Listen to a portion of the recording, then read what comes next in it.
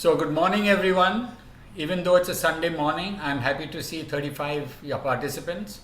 And thought we will do a short summary of yesterday's talks, but I think I will postpone that for about maybe an hour, hour and a half until we have the first break, because I think many more would join within another maybe half an hour or so. So I am handing over the floor to Dr. Pyara Ratnayake, who is, as all of you know, the president of the local Sri Lankan Epilepsy Association, and very active in the ketogenic diet. So, Dr. Pyara, I would request you to take over and unmute yourself and start your video if everything is okay. Dr. Ratnayake, is everything okay? Would you be able to start? Hello?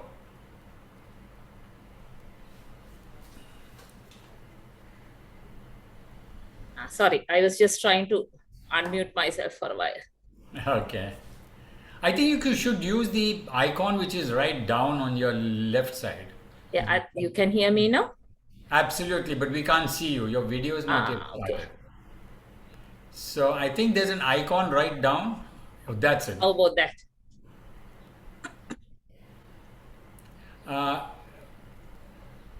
Dr. Pyara, is it possible to? There's a lot of light coming from behind you. Just in front of it's daytime here. No, is Maybe it possible for you to just turn around? Maybe that face. better? Yeah, that's I think better. A little more, then we won't see the light behind you because we're seeing a lot of light behind you. If that's possible. Light, too much light coming in. Yes, then I should be able to. Oh, that might not be good enough. No? Maybe do we have 2 minutes? I might have to shift the place. This room is very light. No, that's okay. I yeah. think we just go ahead. It's past 9. It's already 9:04, and we Yeah. have 51 participants already on. So I think we just go ahead, and I will mute myself and I will halt my video. You have with you all the CVs of the of the faculty of the presenter. So please go ahead. Yeah, thank you everyone, and I introduce to you Dr. Pyara Ratnayake. She'll take over for this entire session. Thank you, Dr. Nathan. And thank not only for giving me this opportunity to be the moderator, but also for conducting this coordinating with everybody in this region and conducting this very important workshop. So the first speaker today is going to tackle a very important subject. That is the use of the ketogenic diet in emergency situations. And as you can see from the program, fires, NOS, and other systemic illnesses where the ketogenic diet becomes... Dr. Ratnayake, I'm sorry to interrupt you, but I've changed the schedule and we had updated it. So the first speaker sorry. is going, so Dietitian Sonal is going to be the first speaker. I'm very sorry about that. This is the schedule that yes. I have on this thing. So you want me to send you the updated one on your WhatsApp? Please do. Yeah, I'm just sending it to you right now. Okay. So then Sonal will be talking, Dr. Sonal will be talking first, is that so? First, yes. Followed by Dietitian Vidula, then myself, Dietitian Saima, and then Dr. Shahnaz. Okay. Sorry about that. Yeah. Okay. So I'm just sending it to you. Yeah. So sorry about that, everybody. So we are going to talk about the equally or even more important topic of it's like a symposium. Yeah, we are actually going to learn about some of the aspects of how to actually do the like the actual diet itself. Although we talk about this, that's the most important part. So now, Dr. Sonal Bailur, I hope I got that name correct. Yes, going to talk to us. Is that okay, Sonal Bailur? Yeah. Yes, it is correct. Yeah. So she's going to talk to us about classical ketogenic diet, how to do calculations with examples, and of course using her vast experience. So Dr. Sonal is the chief clinical dietitian at Dr. Nathan's Keto Clinic, probably the best place in Asia to get the experience to do the ketogenic diet. So she's qualified, her qualifications are that she's has an MSc in clinical nutrition and dietetics, and is certified in diabetes education. She's from India, Mumbai, and her special interests are ketogenic therapies for the last 10 years. And it's over to you, Dr. Sonal, to speak to us about your vast experience in this field.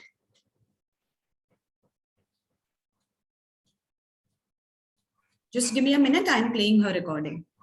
Okay.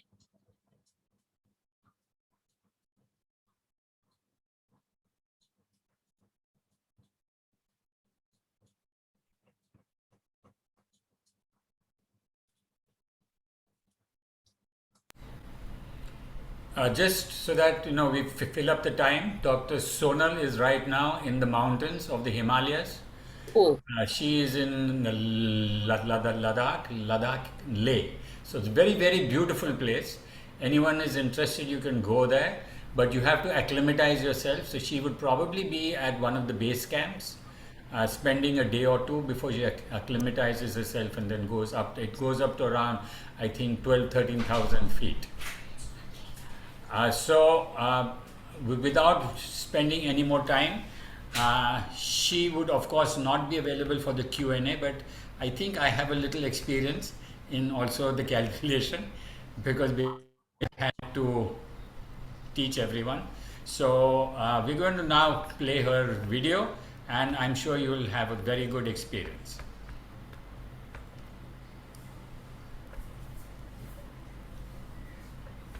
Hello everyone, I'm Sonal Bailur, Chief Clinical Dietitian associated with Dr. Janak in India. I'm very honored to be part of this ILAE ketogenic diet workshop today. The topic that I'll be speaking on is classical ketogenic diet calculations and examples. So let's begin. The basic steps to calculating the classical ketogenic diet: we first assess the patient's calorie needs, we assess their protein needs to determine the appropriate ketogenic ratio, and then we calculate the diet. What are the variables that we consider when we calculate the classical ketogenic diet? We check the patient's anthropometric measurements like their height, weight, and then calculate the ideal body weight. We take the patient's 24-hour recall of their actual intake before initiating ketogenic diet.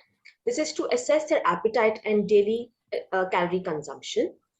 So we don't follow the fasting protocol at our center. We start a patient on a pre-KD carbohydrate washout diet.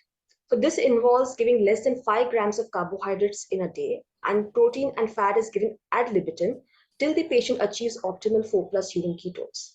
We then take the 24-hour recall of the carb washout diet as well. We check the ideal calories of the patient based on 75% of the RDA. We refer to the keto exchange list. Now, this is a list of the nutritive values of 100 grams of commonly used food items in ketogenic diet. We then decide the keto ratio. And before that, what is exactly ketogenic ratio? This is a ratio of the grams of fat to the grams of protein plus carbohydrate combined. For example, in a ratio of 2:1, we give 2 grams of fat to 1 gram of protein plus carbohydrate combined. We all know that 1 gram of fat gives us 9 kilocalories and 1 gram of protein or carbohydrate gives us 4 kilocalories each. We then decide to prescribe the keto ratio for a patient, and we do this on the basis of their age. So any patient between the age of 0 to 3 years, we begin them on 2:1 keto ratio, and anyone above 3 years of age, we begin them on 2.5:1 keto ratio. This is a case study of a patient's diet calculation. So this was a 7-year-old female. Her height was 118 centimeter and her weight was 22 kg. We calculated her ideal body weight as per the 50th percentile of the IAP, which stands for the Indian Academy of Pediatrics growth charts. So at our center, anyone who is above 5 years of age, we calculate using the IAP growth charts, and anyone who is below 5 years of age, we calculate using the ICMR, which stands for Indian Council of Medical Research growth charts. So you'll have to calculate the ideal body weight as per your regional norms. Okay, ma'am. The value we got here is 21, which is her ideal body weight. We then calculated her ideal calories. This was done on the basis of 75% of RDA and multiplying that with the ideal body weight.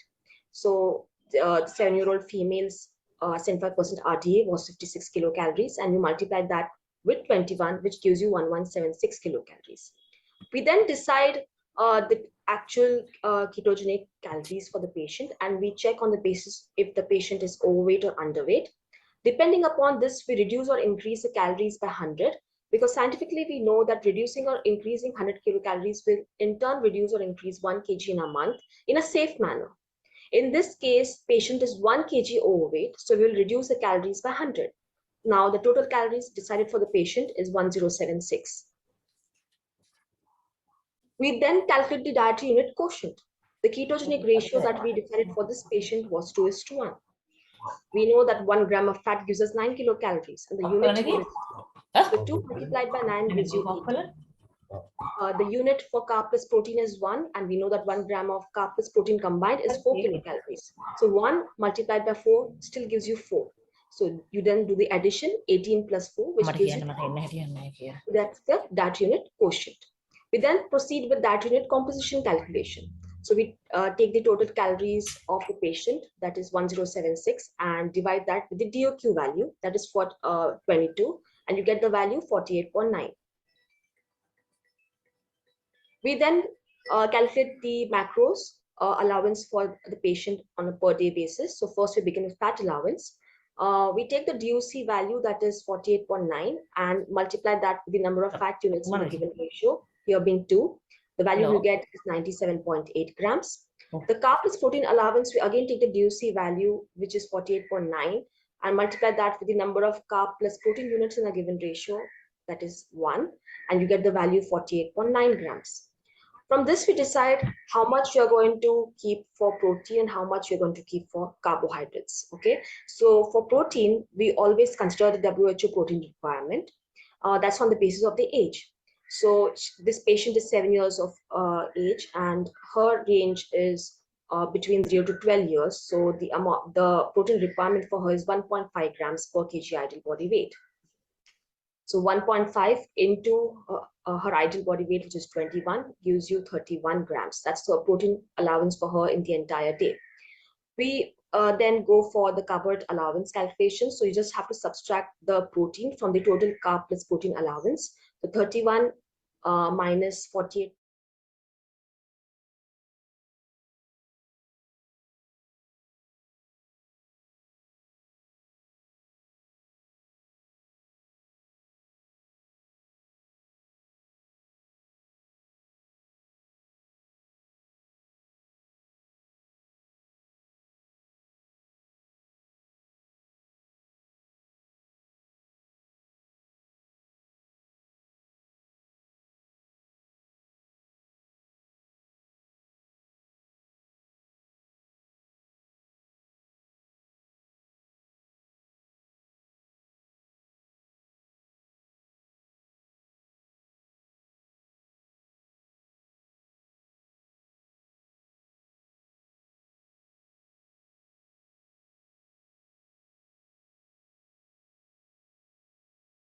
Nine gives you 17.9 grams. The meal order decided for this patient was 4. So here you can see the table, and you can see the macros have been given on a per day and a per meal basis. What you need to do is just divide the per day values by 4, and you get the per meal values. So 97.8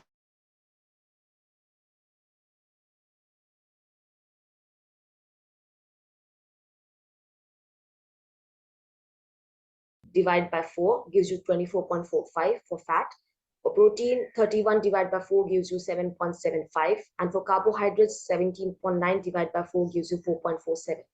Once you do the entire calculation, you also need to make sure that the calculations are accurate. So you always recheck the ratio. How do you go about it? You take the fat per meal value, that is 24.45, and you divide that with the protein plus carb per meal values, that is 7.75 plus 4.47, which comes to 12.22. Once you divide both the values, you get the value 2, which is the ketogenic ratio we decide for the patient. So you know that this calculation is accurate. We then proceed to the sample recipe calculations. The recipe that we decided here is fruit milkshake. It's a 1 carb, 1 protein, 1 fat source recipe. We have used Sofit unsweetened soya milk. Sofit is a brand which is commonly available here in India. Fruit A or B, oil, ghee, or butter. The thumb rule is to always start with calculating the carbohydrates. The carb sources here is fruit A or fruit B. Before I proceed with the calculation, you need to know that we have categorized the fruits into 2 categories, that is A and B, on the basis of their carb content. So the list of fruits which have 10 grams of carbohydrates per 100 grams is in A, and the list of fruits which have 15 grams of carbohydrates per 100 grams is in B. So we give this list to the caregivers and patients when they begin with ketogenic,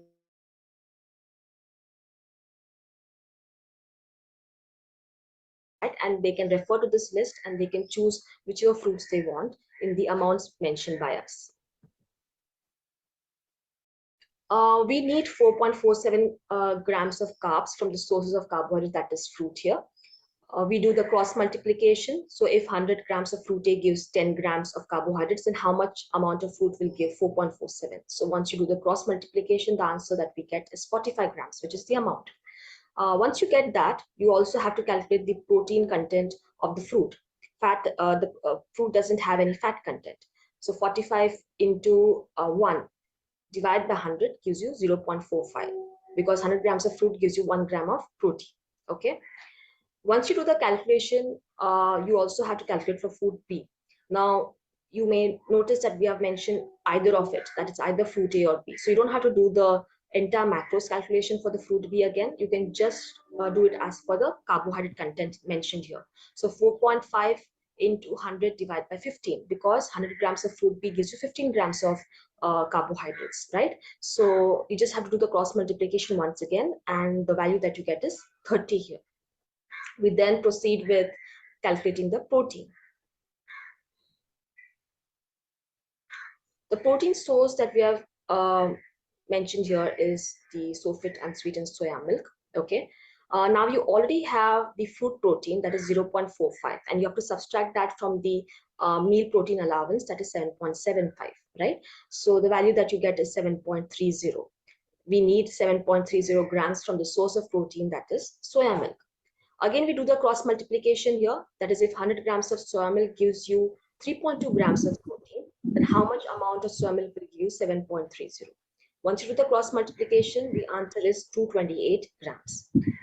Once you do that, again, you also have to calculate their fat content.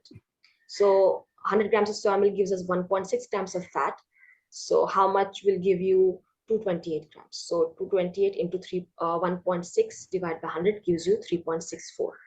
You may notice that we have not calculated for carbohydrates, because soya bean carbohydrates are not absorbed by the body, so we don't consider that in the calculation. Last, we calculate the fat. You already have, so we need 24.45 grams of fat in this meal. So you have to subtract the fat of soya milk from the total fat. That is 3.64 minus 24.45, so 20.9 grams. We round it up to 21 grams from the source of fat, that is oil, ghee, which is clarified butter. Again, we do the cross multiplication. If 100 grams of oil ghee gives 100 grams of fat, then how much amount of oil ghee will give you 21? Once you do the cross multiplication, the answer is 21 grams. You just have to do the addition, that is 21 plus 3.64. The total gives you 24.61. Here we don't have to again do the calculation for butter, because it's either of it. But we have to calculate it separately, because 100 grams gives you 81 grams of fat. In this case, 26 grams of butter gives 21 grams of fat. So this is the entire calculation. Okay, but once you do this, you also have to again recheck whether you have calculated it accurately or not. You always recheck the ratio. Remember that. So you take the carbohydrate plus protein value, that is 4.5 plus 7.74, and you divide that with the fat total value, that is 24.61. That is 12.24 divided by 24.61. You get the value 2:1. So you know that your calculation is correct. Okay, so you do this for all the recipe calculations. Always recheck the ratio at the end of it. So this fruit milkshake, you can see that it can be made into different recipes. So this gives a variety to the patient. They don't have to follow only the fruit milkshake recipe. They can also, if the patient is not liking it, they can also give plain milk with fruit, and they can add the oil or ghee or butter in the milk itself, right? They can also make it into a fruit salad. So they just chop up the fruits, okay, in the milk, and then they can add any sweetener. We recommend stevia, erythritol, or monk fruit for the patients. They can also make it into a pudding or a panna cotta by just adding gelatin to the milk and the fruit puree. So this is the next sample recipe calculation for chicken biryani. Now, this is a very famous and much loved dish, and we know that chicken biryani typically contains rice, right? But this is a keto chicken biryani, so we cannot use rice because it is high in carbohydrates. So the substitute that we're using is soya granules. Episoya is a brand, again, which is available, and we're using it for all our patients here in Mumbai. The other ingredients in this recipe is vegetable A or B, chicken, oil, ghee, or butter. Now you may notice that there are two protein sources here, that is episoya granules and chicken. There's one carb source, that is vegetable A or B, and one fat source, oil, ghee, or butter. Which is a slightly more difficult calculation compared to the previous one. So let's go ahead. We follow the same steps. First, calculating the carbohydrate, right? So the carb source here is vegetable A or B. So similar to fruits, we have divided the carbs of the vegetables, also the list of vegetables, into A and B. So 100 grams of vegetable A gives you 4 grams of carbohydrates, whereas 100 grams of vegetable B gives you 8 grams of carbohydrates. So vegetable B is half of vegetable A, right? So again, we give this list to the patients as well, along with the fruit list, so that they can choose any vegetables from either of the categories in the amounts obviously specified by us. The meal allowance for carbohydrates is 4.47 grams. So like the previous calculations, you have to do the cross multiplication. So 100 grams of vegetable A has 4 grams of carbs. So how much will give you 4.48? Okay, so the value that you get is 112. Once you do that, you have to do the calculation for protein again. 100 grams of vegetable A gives you 1 gram of protein. So 112 into 1 divided by 100 again gives you 1.12. Vegetables don't have fat, so we have not mentioned the value here.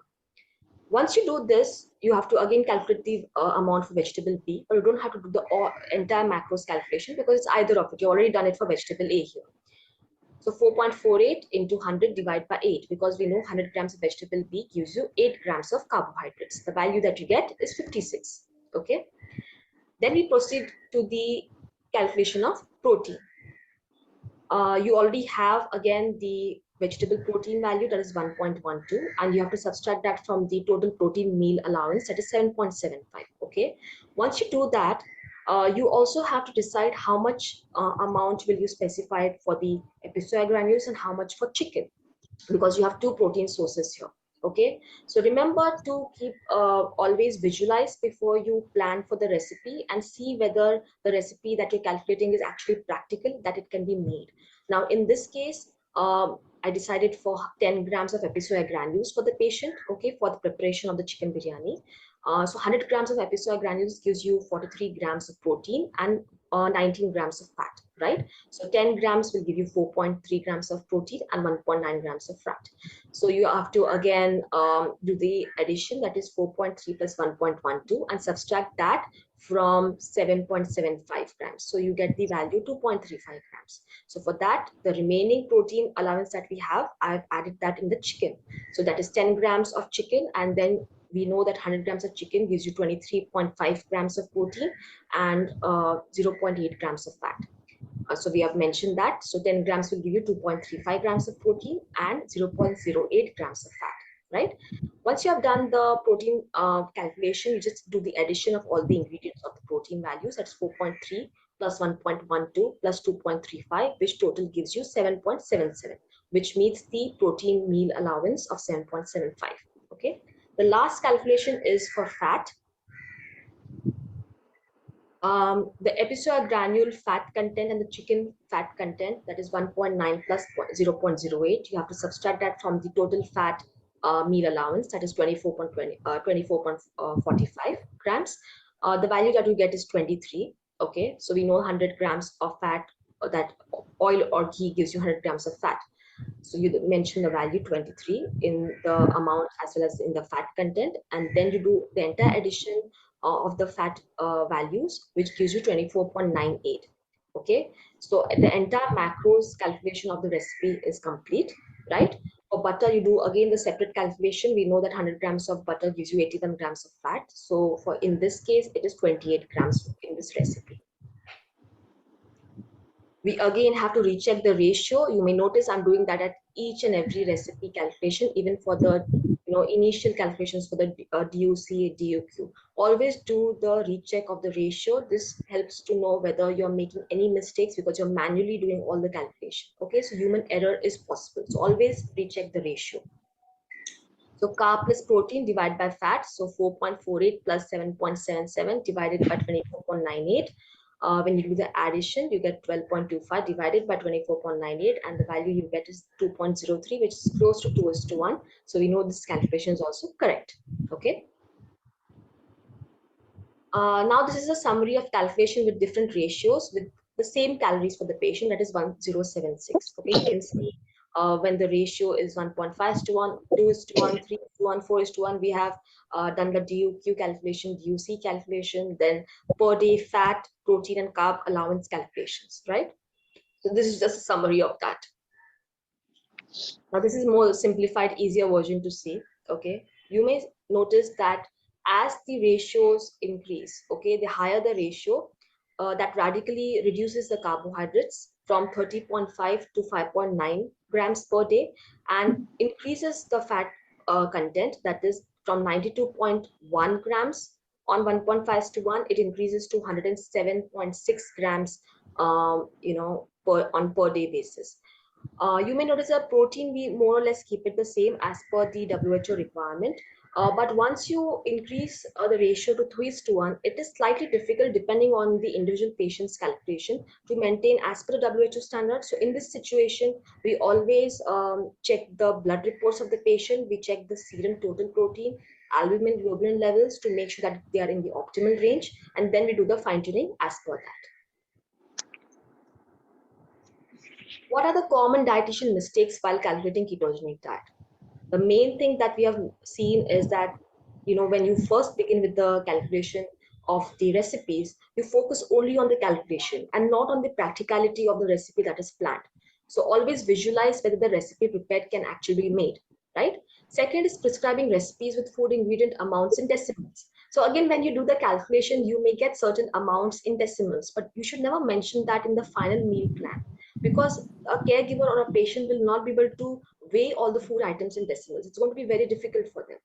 Now the example here would be, for example, soya milk, which is 65.7 grams. They can't weigh 65.7 grams on a weighing scale, right? So always round it up.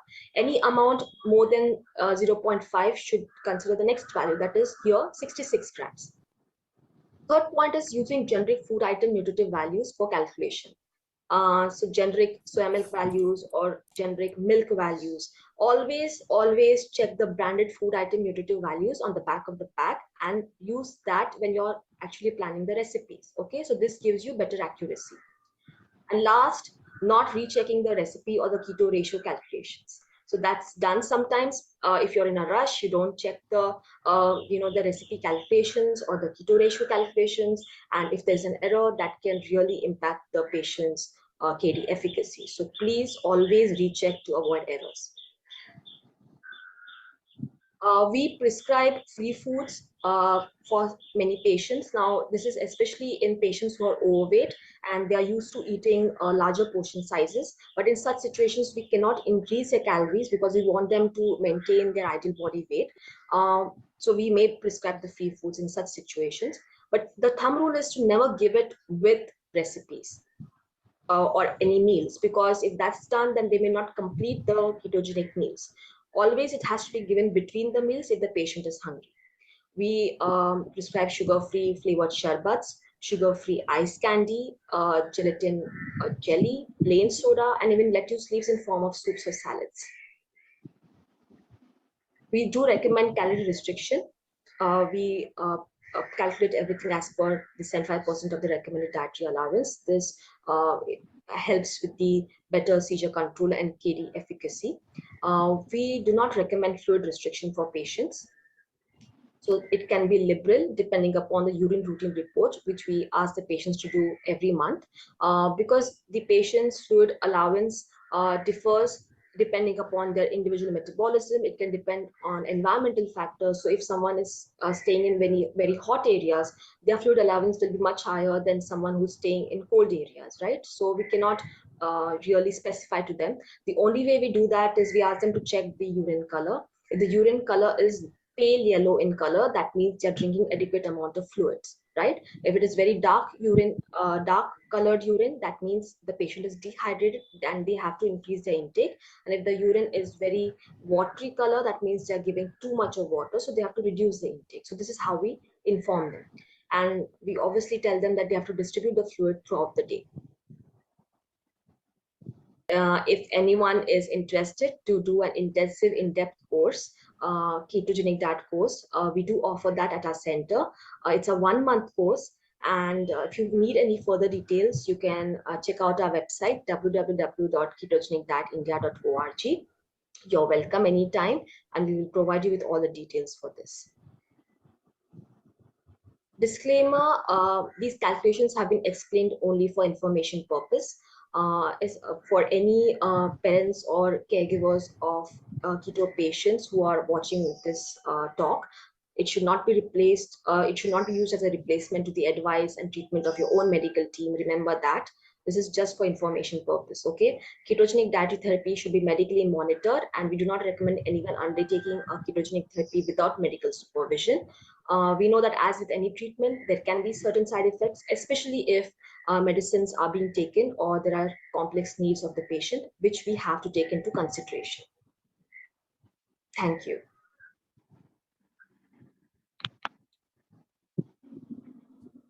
So thank you, Sonal, for that excellent presentation. We could see that you were speaking from experience. And since you are not here for the, if Dr. Nathan is around, if she's not, because she's not there for the Q and answer session, do we give 2-3 minutes to the participants to ask questions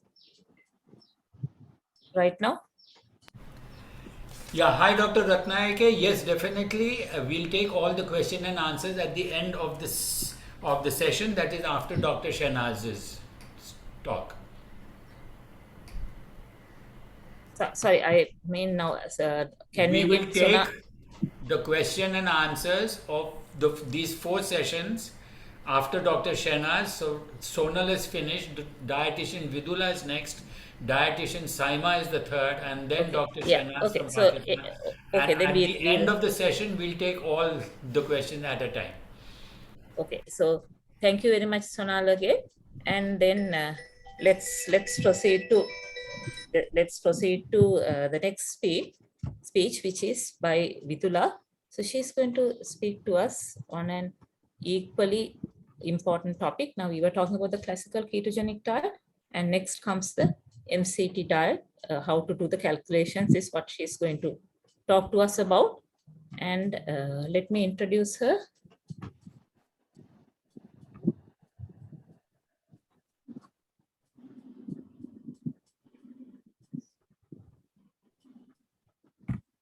So Vidula Naikrani holds a MSc in Clinical Nutrition and Dietetics and has again been working with Dr. Nathan in the Keto Clinic for more than 7 years. she's designated as a clinical dietitian specialized in ketogenic diet therapy and acted as a research assistant and lecturer at the P.N. Doshi Women's College in Mumbai from 2000 to 2013 to 2015. So it's over to you, Vidula, to talk to us about the calculations, and I'm sure you have vast experience in the MCT diet.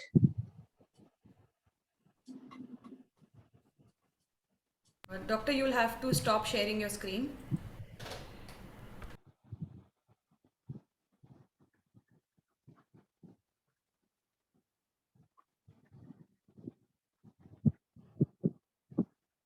Hello everyone, myself Vidula Rani and I'm working with Dr. Nathan since last 7 years.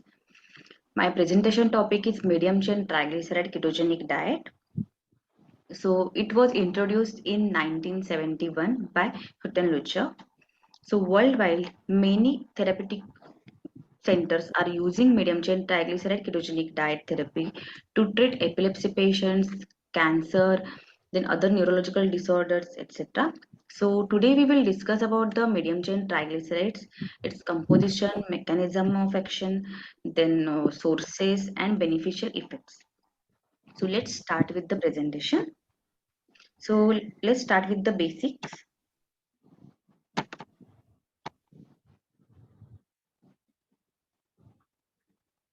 So triglycerides. What are triglycerides? It is a type of fat which gives energy to the body. Triglycerides have two main processes. Body can mix triglycerides and also it get it from the food which we eat. So it is derived from glycerol combined with 3 fatty acid molecules. So fatty acids are classified into 4 types depending on the number of carbon atoms in each. So short chain fatty acid which contains up to 6 carbon atoms, medium chain fatty acids which contain 6 to 12 carbon atoms, long chain fatty acids which contain 13 to 21 carbon atoms, and very long chain fatty acids which contain more than 22 carbon atoms. So today we will focus only on medium chain triglycerides. So what is medium chain triglyceride? It is comprises of saturated fatty acids with 6 to 12 carbon atoms in it. So there are 4 types of medium chain triglycerides. That is caproic acid or hexanoic acid, which is called as C6, then caprilic acid or octanoic acid, that is C8, capric acid or decanoic acid, that is C10, and lauric acid or dodecanoic acid, that is C12. So there are various sources of medium chain triglycerides, which includes coconut oil, palm kernel oil, dairy products like butter, milk, yogurt, and cheese. So coconut oil and palm kernel oil are richest dietary sources of medium chain triglycerides. So what is MCT oil? So commercially available MCT oil is a concentrated source of medium chain triglyceride, which is produced by hydrolyzing coconut oil or palm kernel oil and esterifying the fatty acids with glycerol. MCT oil generally contains C8 and C10 types of MCT or combination of both. It is ideal source of energy because of their unique characteristic of rapid formation of ketone bodies.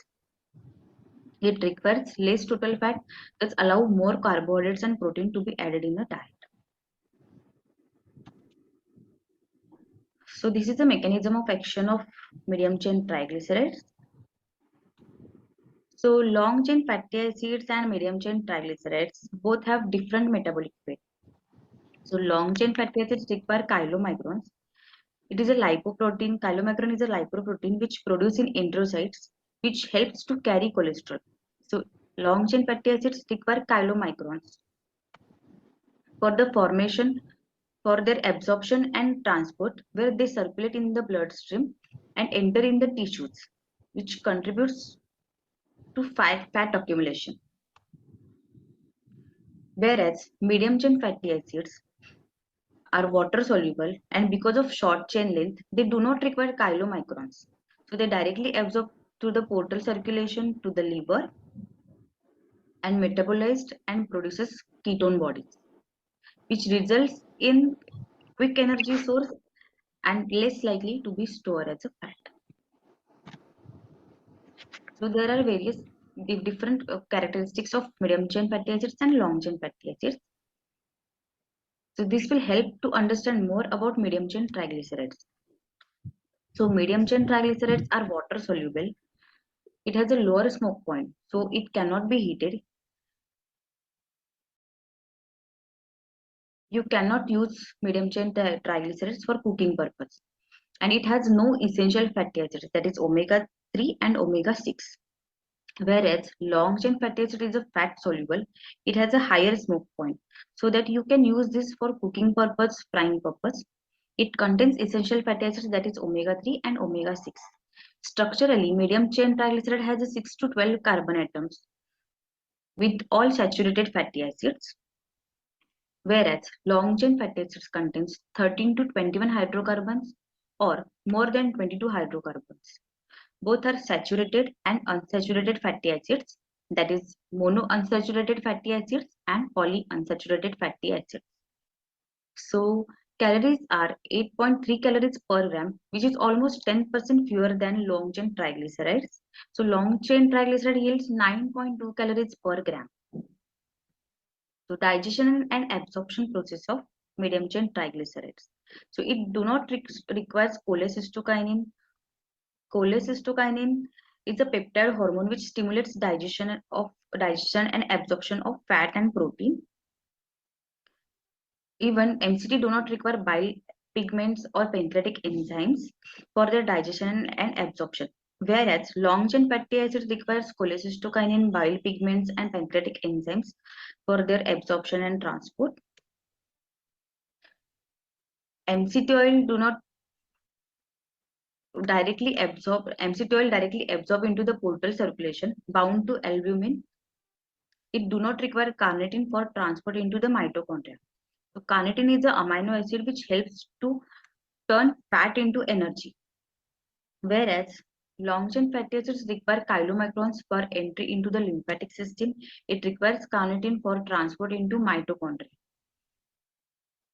Long chain medium chain fatty acids usually does not get stored, whereas long chain fatty acids get stored in adipose tissue.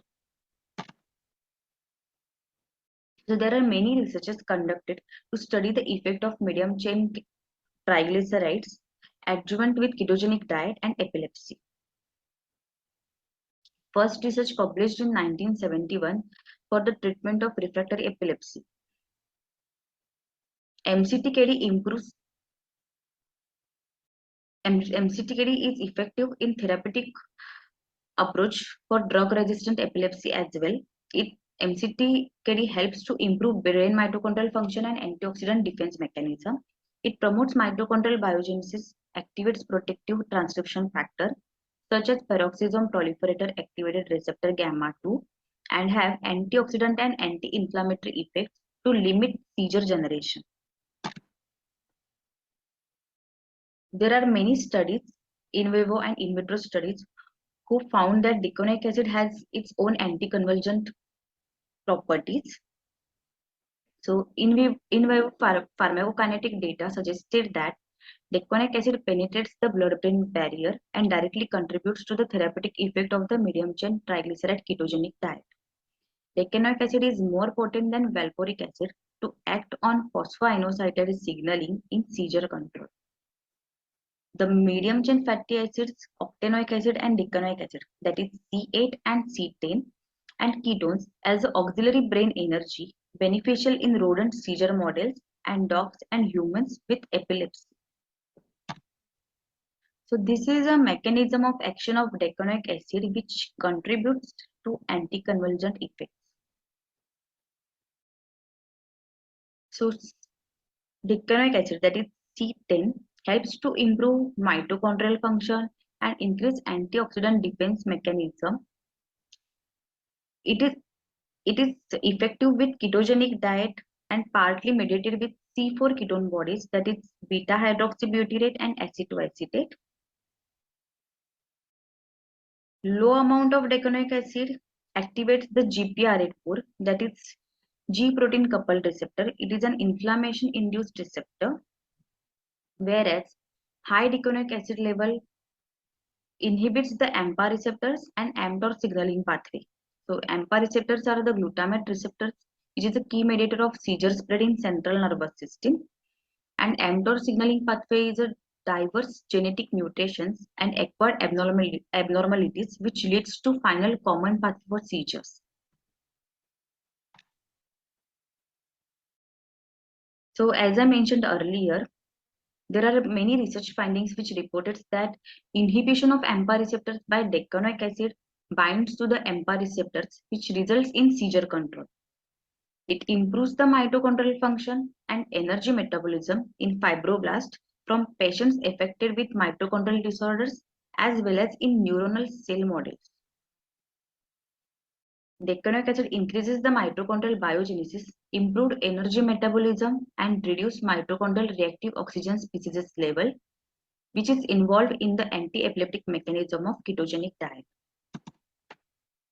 So these are the other benefits of medium chain triglycerides other than epilepsy.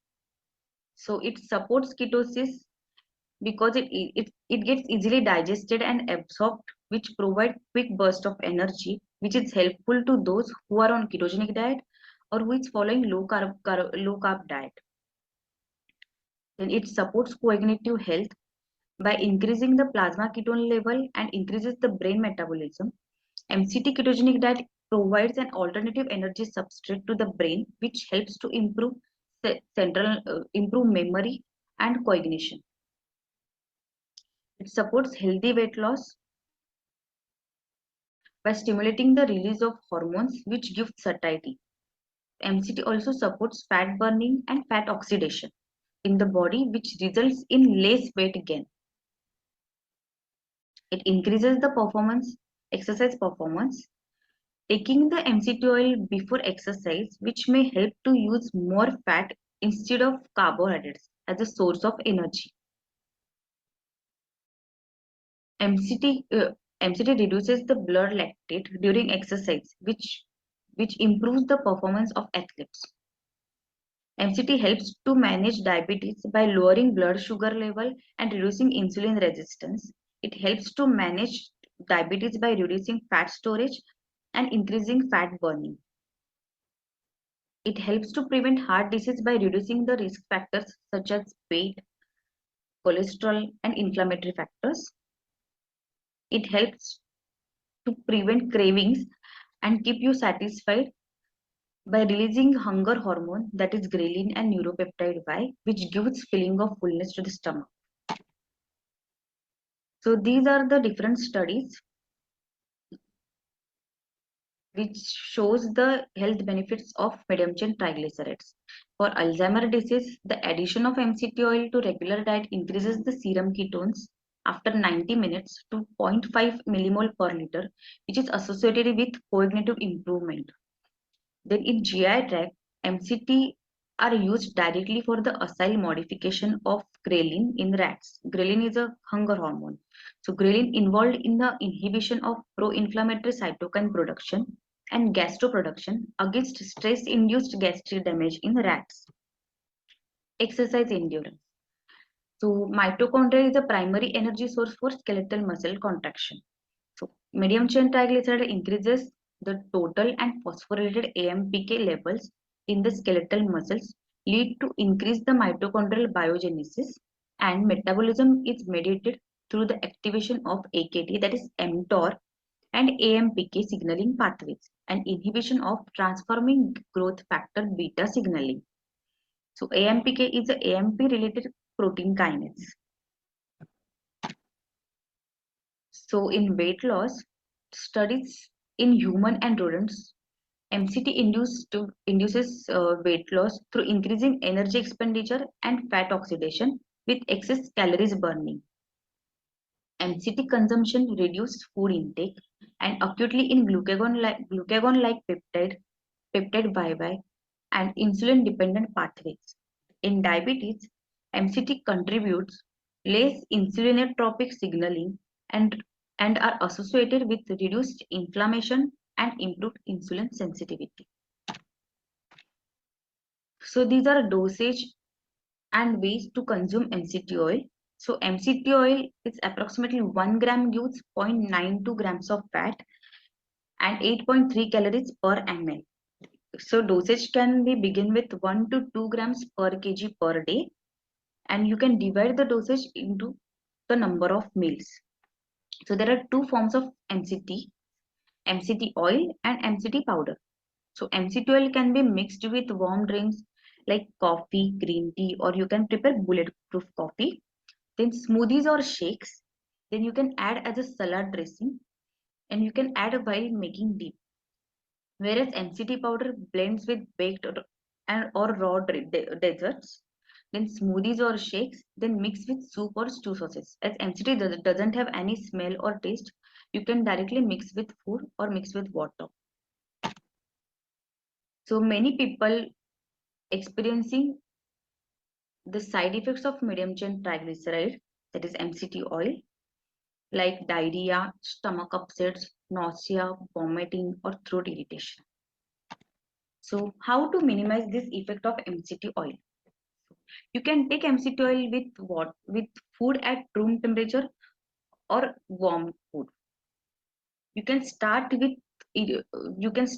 low dosage, and you can increase gradually as your body adopts MCT. Switch to different types of MCT, that is either C8 MCT oil or C10 MCT oil or combination of both, or you can try different brands as well. You have to wait for the body to adopt MCT oil or MCT powder. You can start with MCT powder if it is highly sensitive to oil. You can discontinue MCT oil in case of any severe symptoms. So MCT oil treatment in our center, MCT oil is given along with calculated ketogenic diet. MCT oil is started with 2 ml per meal for infants and 5 ml for younger children, and the amount is gradually increased as per the patient's tolerance level.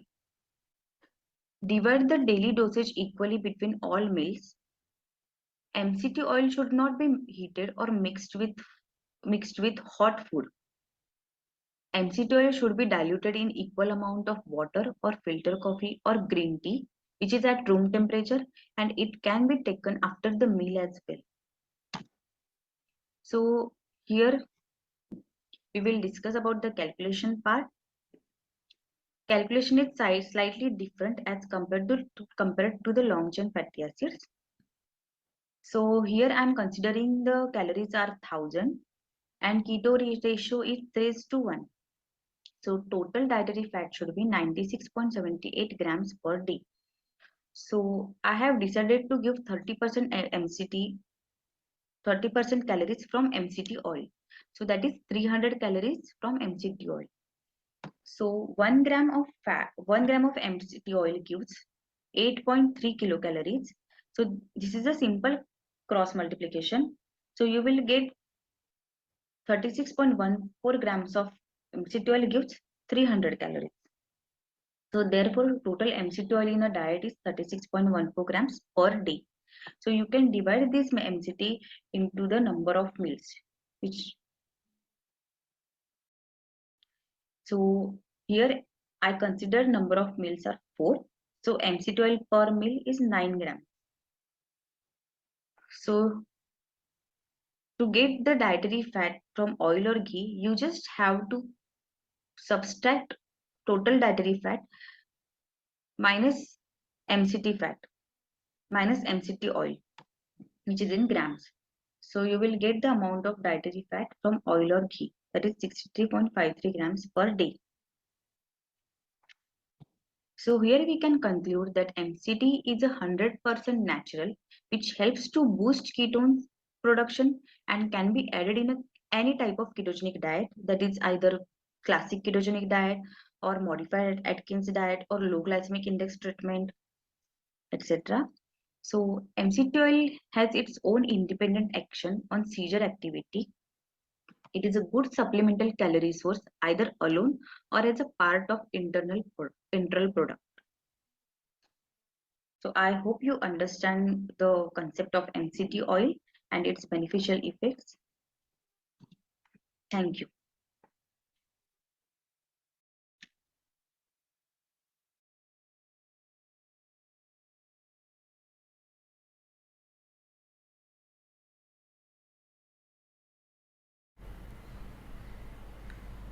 Hello. Hello, Dr. Ratnake. Are you there? Hello, can you hear me? Yes, yes, we can hear you. So you can introduce the next speaker. Yeah, so thank you, Vidula, again for an excellent presentation. And we will now be moving on to the next speaker. That is, she is going to talk to you about the low carb diets, modified Atkins, and the low GI diets. How to do the calculations and how to do the calculations. And sorry, and let me try to share this slide as well. Are you seeing the slide? Are you able to see the slide? No, we cannot see the slide. But if you want, you have not Give me a shared. second. I'll try to share again.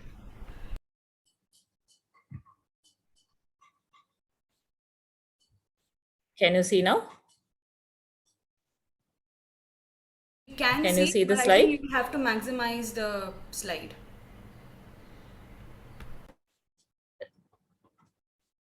Can you see?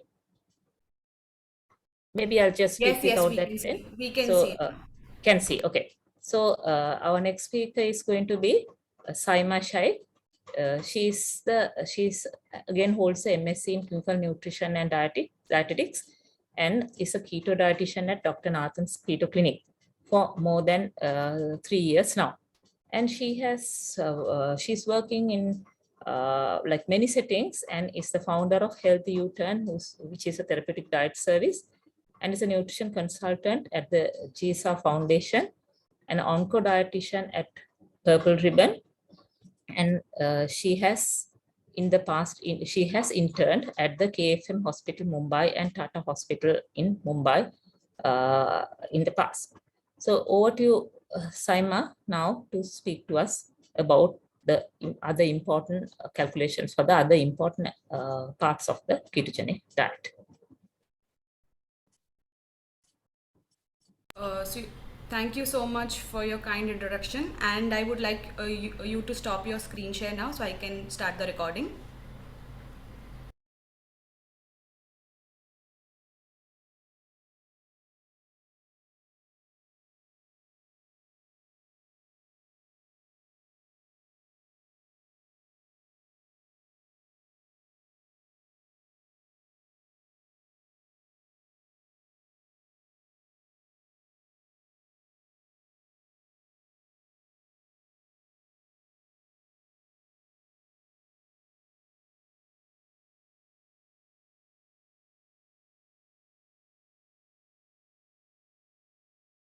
Saima Sheikh. I am from Mumbai, India, and I'm currently working with Dr. Janak Nathan.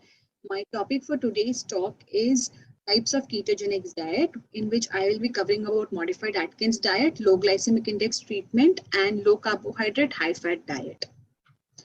So to start with the Atkins diet was developed in the US around 1970 by Robert Atkins. And this diet emphasized on restriction of the carbohydrates and advocated increased intake of protein, but did not promote increased intake of fat. That means the Atkins only focused on restriction of the carbohydrate and increasing the intake of protein, and did not change the intake of fat. And it was developed primarily for the purpose of weight loss. About the modified Atkins diet, it was first studied in children at Johns Hopkins Hospital by Dr. Eric Kossoff and his colleagues in 2003. It is also a variation of classic ketogenic diet, but it is less restrictive and more palatable than the classic ketogenic diet. More palatable because the fat content here is much less is what it is in classic ketogenic diet. Also, modified Atkins diet is started on an outpatient basis without requirement of an initial fast. So why was modified Atkins diet developed? Is because compliance is a major issue with classic ketogenic diet, because it is very restrictive, which makes it less popular. And also classic ketogenic diet needs continued supervision of doctor and dietitian team. How is the Atkins diet different from modified Atkins? As I just spoke to you all a minute ago about the Atkins diet, that it only focuses on limiting the carbohydrate without restricting the protein intake and does not focus in increasing the fat intake. But in modified Atkins diet, on other hand, it discourages too much of protein intake, but the protein is allowed as per the recommended dietary allowances, and this reduction in protein is then compensated with increasing the fat intake in its place. So in modified Atkins, fat is encouraged and not just allowed. And the primary goal is here in modified Atkins diet is seizure control rather than weight loss.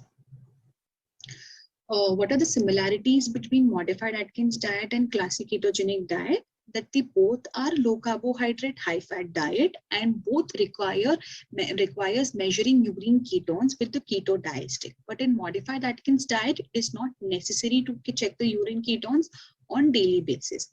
And also in both the diets, classic ketogenic as well as the modified Atkins diet, there is a need of keeping the record of seizures. Talking about the efficacy of modified Atkins versus classic ketogenic diet. So studies have stated that modified Atkins diet is equally efficient as classic ketogenic diet. As you all can see the figures here also, modified Atkins diet has similar seizure control than what the classic ketogenic diet has.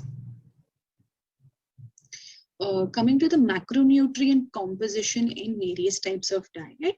So in a normal diet, we have more of carbohydrate and less amounts of protein and fat, whereas in classic ketogenic diet, it's exactly opposite. The fat intake, the fat content is more, and a very less amount of protein and carbohydrate is there, whereas in modified Atkins the fat is less as compared to what it is in the classic ketogenic diet.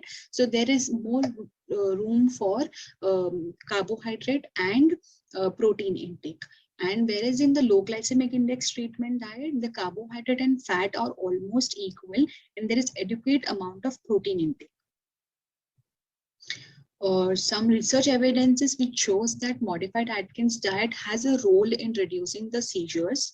So in the first study, it was a prospective study with 15 patients which went for 9 months, and the outcome was seen that the Chalfont scores, that is the seizure severity scale, reduced from 51 to 20.57, and the daily seizure frequency reduced from 13.29 to 2.71 in patients who were on modified Atkins diet. And also they found significant increase in weight and length as well as the Z-score for weight and length. The other studies also had similar positive effect in the seizure reduction. Talking about the limitations in the classic ketogenic diet, that it is not always available everywhere, because the recipes are first calculated and the amounts are supposed to be used as per the calculated thing. So what the patient is supposed to do is that whatever the dietitian has given the calculated recipes, that patient is supposed to use the calculated amounts only for cooking. So that is why it becomes very restrictive to eat at restaurants and at school or at parties. Everywhere they are supposed to carry their tiffin with their customized cooked meals. And also it is not typically offered to adolescent and adults because of the one major issue is that compliance. And also classic ketogenic diet needs continuous supervision of doctor and dietitian team, and the amounts here are very restrictive because each and every recipe is calculated. Coming to the advantages of the modified Atkins diet over classic ketogenic diet, that no calculation of weighing of food on the gram scale is required. One can eat fairly at restaurant and enjoy variety also. Especially recommended to adult and adolescent because of the leniency and so that they can be compliant, and does not need continuous supervision of doctor and dietitian team, and also there is no restriction in amounts. Coming to the initiation of the modified Atkins diet, Indianized protocol. So this is the protocol what we follow at Dr. Nathan's Keto Clinic, is that before starting with the modified Atkins diet, we ask the patient to start with something called as carbohydrate washout diet. So in our center, to achieve rapid ketosis, we do not initiate patient fasting, but we give less than 5 grams of carbohydrate for 2 to 3 days, and then we gradually also increase the fat intake simultaneously. So the advantage what we have found is that this washes out the carbohydrate from liver almost as rapidly as what fasting does. And secondly, this diet can be started on an outpatient basis and no hospital admission is required. Patient can consume protein and fat sources as much as he wants, rather than being on complete fast. This is better. So this also improves the compliance. Then after the washout is being done and the patient achieves ketosis, what we do is we calculate the washout recall, and then we decide the carbohydrate allowance per day and explain the amount of fat and protein to be consumed in each meal. During the follow-up, what we do is we calculate the diet recall, we check for the urine ketones and adjust the daily intake of food, whether we are supposed to reduce the carbohydrate or whether we are supposed to increase the fat intake, depending upon the level of ketosis or if the patient is underweight or overweight. So how is the Atkins diet modified in terms of carbohydrate and fat? So in Atkins diet, fat food is just allowed and not focused on much more. And whereas the carbohydrate is 20 grams per day without any increase. And then in modified Atkins diet, Erikosoff protocol, high fat food are strongly encouraged, and the carbohydrate is 5 grams. Carbohydrate allowed per day is 5 grams from birth to 2 years, 10 grams from 2 to 12 years, and 15 grams for more than 12 years of age.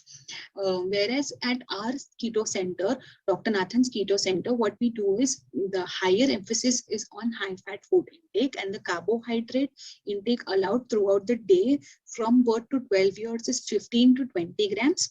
And for more than 12 years, it is 20 to 40 grams.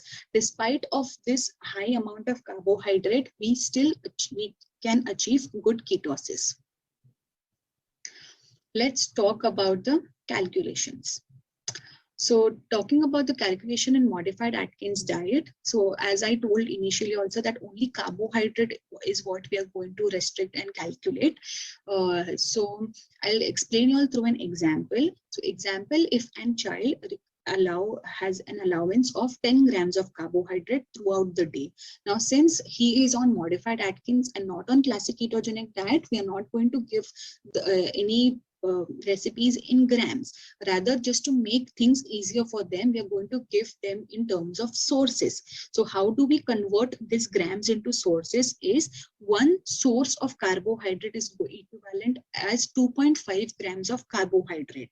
So that means if any patient is allowed 10 grams of carbohydrate throughout the day, what I'm going to do is 10, I'm going to divide by 2.5 so that I get my number of sources throughout the day. That is 4 sources. 10 when divided by 2.5 will give me 4 sources of carbohydrate throughout the day.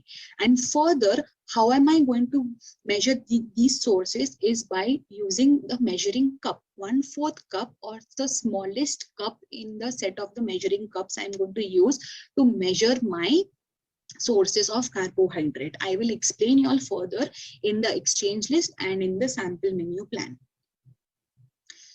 So this is the sample exchange list, and this is just a part of exchange list. I'm not showing you all the entire exchange list here. So there is this category of vegetable A1, A2 and A3. This category purely depends upon the carbohydrate content in the vegetable. So more the carbohydrate content, less is going to be the amount which is going to be used, and vice versa. If there is less amount of carbohydrates, so more amount of that vegetable can be used. And as you all can see here, for chicken, fish, or for soy products, or for oil, ghee, butter, the amount is unrestricted because they do not have any carbohydrate in it.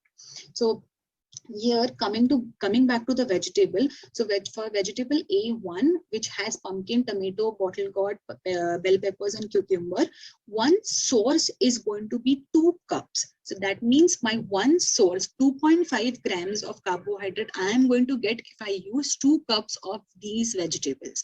It can be either 1 cup of tomato and 1 cup of bell pepper, or just 2 cups of bell pepper altogether will give me 2.5 grams of carbohydrate. So that is my one source. Now I'll further explain you all through a sample menu plan. So the menu has example, breakfast has an egg omelette. So egg I'm going to use as per my requirement, because again, no restriction in protein and fat intake. Onions I'm going to use 1.5 cup. That is my one source of carbohydrate. Tomatoes I'm going to use 1 cup. That is my half source of carbohydrate, because 2 cups of tomatoes will be my one source of carbohydrate. Therefore, I've calculated that as half. Okay, because I'm just using 1 cup of tomatoes. And then oil and butter as per my requirement. Now for lunch, I'm making chicken noodles. So chicken as per my requirement, miracle noodles, because they are also low in zero in calories. Sorry, not low, 0 in calories. So as per my requirement, broccoli I'm going to use 1.5 cup. That is my half source of carbohydrate. And then for evening meal, I'm going to make a fruit milkshake. So soy milk, unsweetened one I'm going to use. So that is again going to be as per my requirement. Pear, I'm going to use 1 cup. That is my one source of carbohydrate. Sweetener and butter as per my requirement. So for dinner, I'm going to make mutton biryani. So dinner will have soy granules or miracle rice as per my requirement, mutton as per my requirement, and then tomatoes and capsicum together 1 cup is going to be my half source. In cauliflower, 1.5 cup is going to be my half source. Oil and butter as per requirement. So if you total the throughout day sources, it comes up to 4 sources, that is equivalent to 10 grams of carbohydrate. So this is how you explain the patient to divide their sources throughout the day and enjoy variety. How to go about it? So depending on the level of ketosis, you can increase or decrease the fat and carbohydrate. So if say, the patient is not achieving ketosis, so what you can do is you can reduce the number of carbohydrate sources and ask them to increase the fat intake. And the fine tuning is same as classic ketogenic diet. Only difference is that no need to give them calculated recipes. But to, of course, to administer modified Atkins diet, it is important to learn classic ketogenic diet calculations and fine tune. Supplementation in modified Atkins, it is important to give them multivitamins, minerals, calcium and vitamin D, and optional are potassium citrate to make sure that the urine is alkaline so that no renal stone formations are seen. Laxatives if in case someone is constipated because of lack of fiber, and carnitine. Note, it is very important to explain all the patients to check the labels and also to make sure that all the medicine and supplement which they are using should be sugar free, so that even this cannot this can hinder with the ketosis. That is why all the medicines and supplements should be sugar free. Coming to the pros and cons of modified Atkins diet, I'll first talk about the pros, that it is not dependent on the calculations apart from the carbohydrate, which is again easier if they use in terms of cups, that is sources, and it is easy for an adolescent or an adult to follow. Fewer renal stone complications are reported in many studies. Options for eating in restaurant and outside home are available, and can be used for long term and is course more flexible. The cons are there that because of the less interaction with the keto team, there can be some issues like if the patient is not following something correctly, maybe if they're coming for a follow-up after 2 months, because of this less interaction, that they can repeat the same mistake for 2 months and we cannot fix it. Whereas in classic ketogenic diet, because they are in continuous touch with the dietitian and the doctor team, these mistakes can be rectified earlier. Protein and fat intake is not measured, so excess weight loss or excess weight gain can be seen if not monitored. Some studies have reported elevation in lipid profile, gastrointestinal issues, and constipation, whereas at our center, we have not seen any such side effects. That was all about the modified Atkins diet. Coming to low glycemic index treatment diet. What is low glycemic index? Low glycemic index refers to how high that particular food is going to raise your blood glucose level after eating compared to a reference food such as sugar. And the LGIT for epilepsy was developed in 2002 as an easier alternative to classic ketogenic diet for a treatment of intractable epilepsy.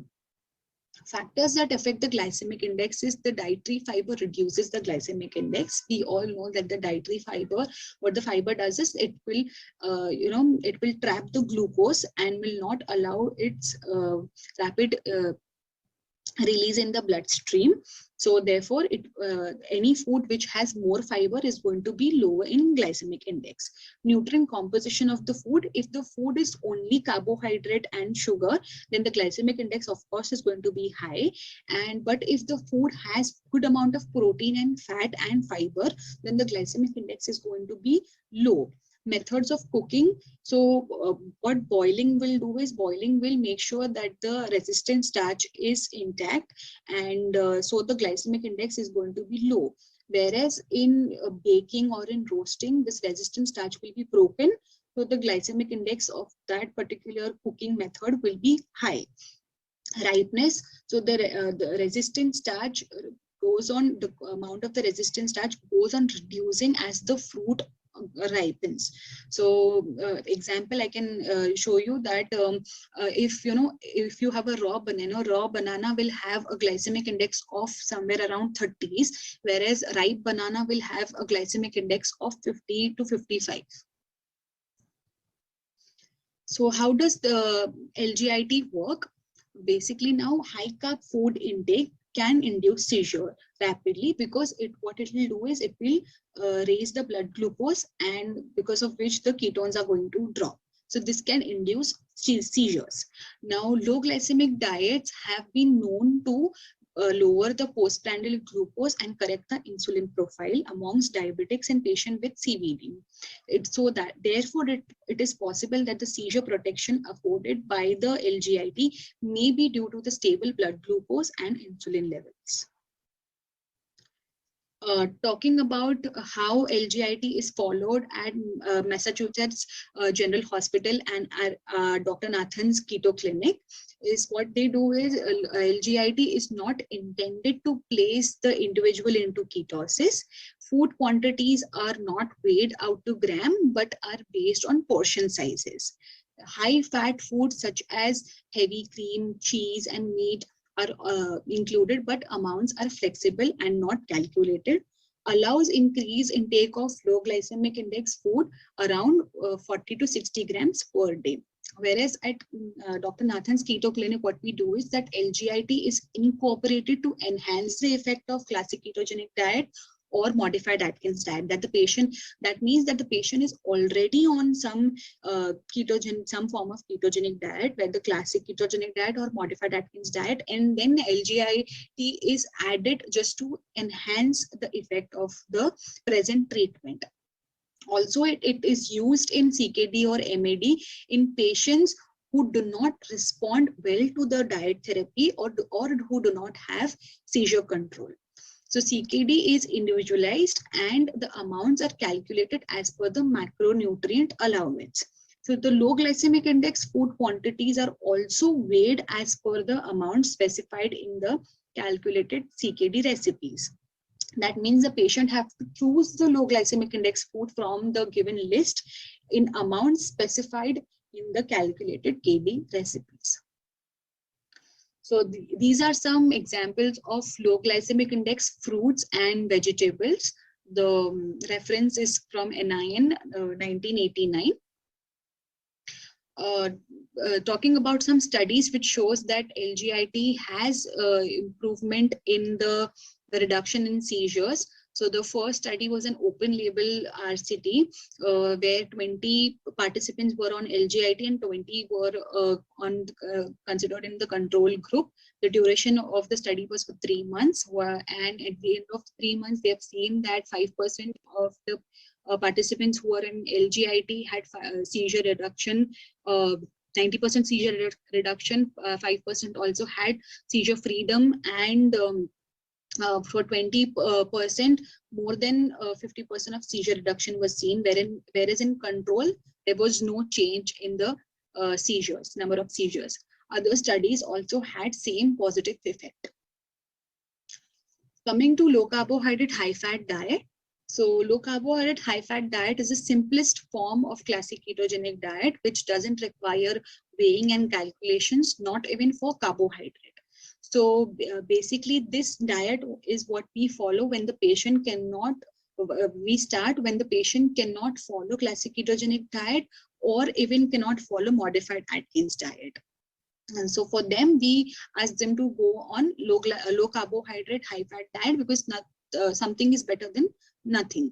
And this diet can also be used as a preparatory diet for classic ketogenic diet. So say if the patient cannot follow fasting, cannot follow washout diet also, then for those patients we ask them to gradually lower the carbohydrate and increase the fat simultaneously, and be on this low carbohydrate, high fat diet, and eventually get into ketosis, so that we can then plan for classic ketogenic diet.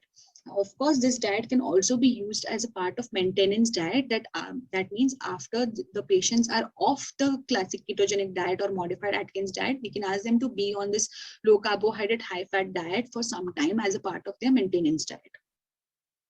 So initiating the low carbohydrate, high fat diet, what we do is that we ask the patient, we note the dietary recall, calculate the dietary recall, and then advise the patient to reduce the number of sources, not number of sources, the sources of carbohydrate, and swap it with high fat food.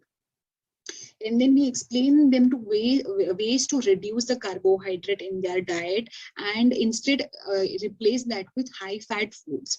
Also, we ask them to take low glycemic index food.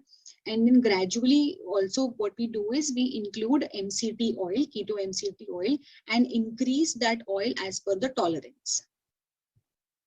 What we do during the follow-up is check for blood glucose and blood ketones, and adjust daily intake of food depending on the level of ketosis, and of course if the patient is underweight or overweight.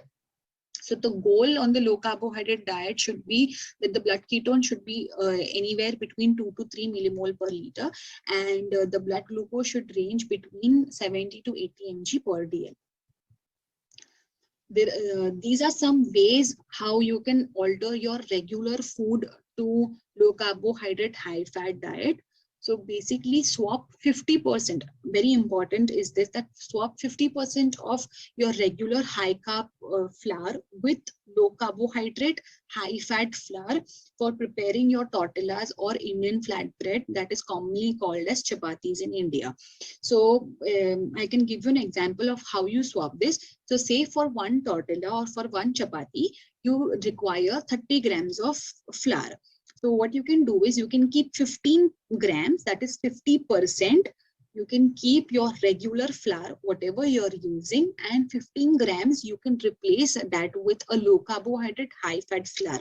That can be anything. That can be a keto friendly flour available, or you can use almond flour, or you can use coconut flour, or you can use soy flour, or blend of all these things. And that's how you make 50% of your high carbohydrate flour and low carbohydrate flour, and prepare your tortillas or chapatis or Indian flatbread. And then to increase the fat content more, we can stuff these tortillas with cheese or with cottage cheese, that is paneer. And then prefer low glycemic index foods in the daily diet. Top up this low glycemic index fruits with whipping cream to increase the fat content. Include fresh cream or homemade mayonnaise or ready-made sugar-free mayonnaise in your diet. Then swap your regular milk or toned milk or skimmed milk with full fat milk. Ask the patient to set curds at home using the full fat milk and fresh cream combination. Then ask them to take high fat seeds like sunflower seeds, sesame seeds, flaxseed, pumpkin seeds. This is a very good way to increase your hidden fats. So you can also ask the patient to include dried coconut or coconut milk in their gravies, add roasted nut powder in vegetables, and then use avocados in form of dips or in form of salads. Saute the nuts in butter before adding to any preparation. Swap your normal butter with a nut butter, unsweetened almond butter or unsweetened peanut butter. And then most important thing is that ask the patients to finely chop vegetables or non-vegetarian food and specifically use shallow frying techniques to ensure maximum oil absorption. So why finely chop is because if example, I'm going to make an omelette or I'm going to make a scrambled egg. Omelette, the surface area of the omelette is going to be much less as compared to the scrambled eggs because it is broken. So more the surface area, more the space for oil absorption. So that is why ask the patients to finely chop their vegetables also and their non-vegetarian food also and shallow fry for maximum oil absorption. Humor before I end my talk. So the wife says, "You mad?" To which the husband smartly replies, "I am not mad. I am on mad." Thank you.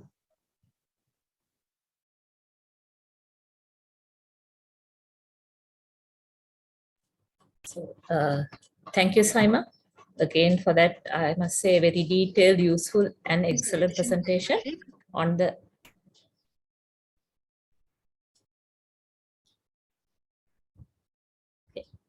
So thank you, Saima, for that that excellent presentation, again giving us very practical details regarding the ketogenic diet and other aspects of the ketogenic diet.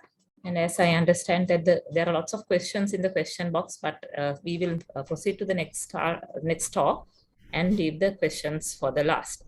Yes, So, thank you so much. You can introduce the next speaker. Sorry. So let me introduce the next speaker. Yeah. So let me introduce the next speaker. That is our next speaker is going to be Dr. Shahnaz Ibrahim, who is a professor in pediatric neurology at the Aga Khan University, Karachi, Pakistan. And he has graduated from Dow Medical College, University of Karachi, and his training included a pediatric neurology fellowship at the Sick Children's Hospital in Toronto. His main interests are in child development and disability, and of course, epilepsy. He has many firsts to his name, and I had, in fact, to select out first few of them. He conducted the first pediatric neurology services as a subspecialty in the country, and the neurology fellowship training program was also in Pakistan was also started by him. In addition, he has several innovations in clinical services, including starting the first program for ketogenic diet in Pakistan in 2012, which happens to be the same year that we started the program in Sri Lanka. He also was the first to develop child development programs at the university that he is working. He has multiple publications related to both fields of neurology and child development, and has several active grants currently as well. And in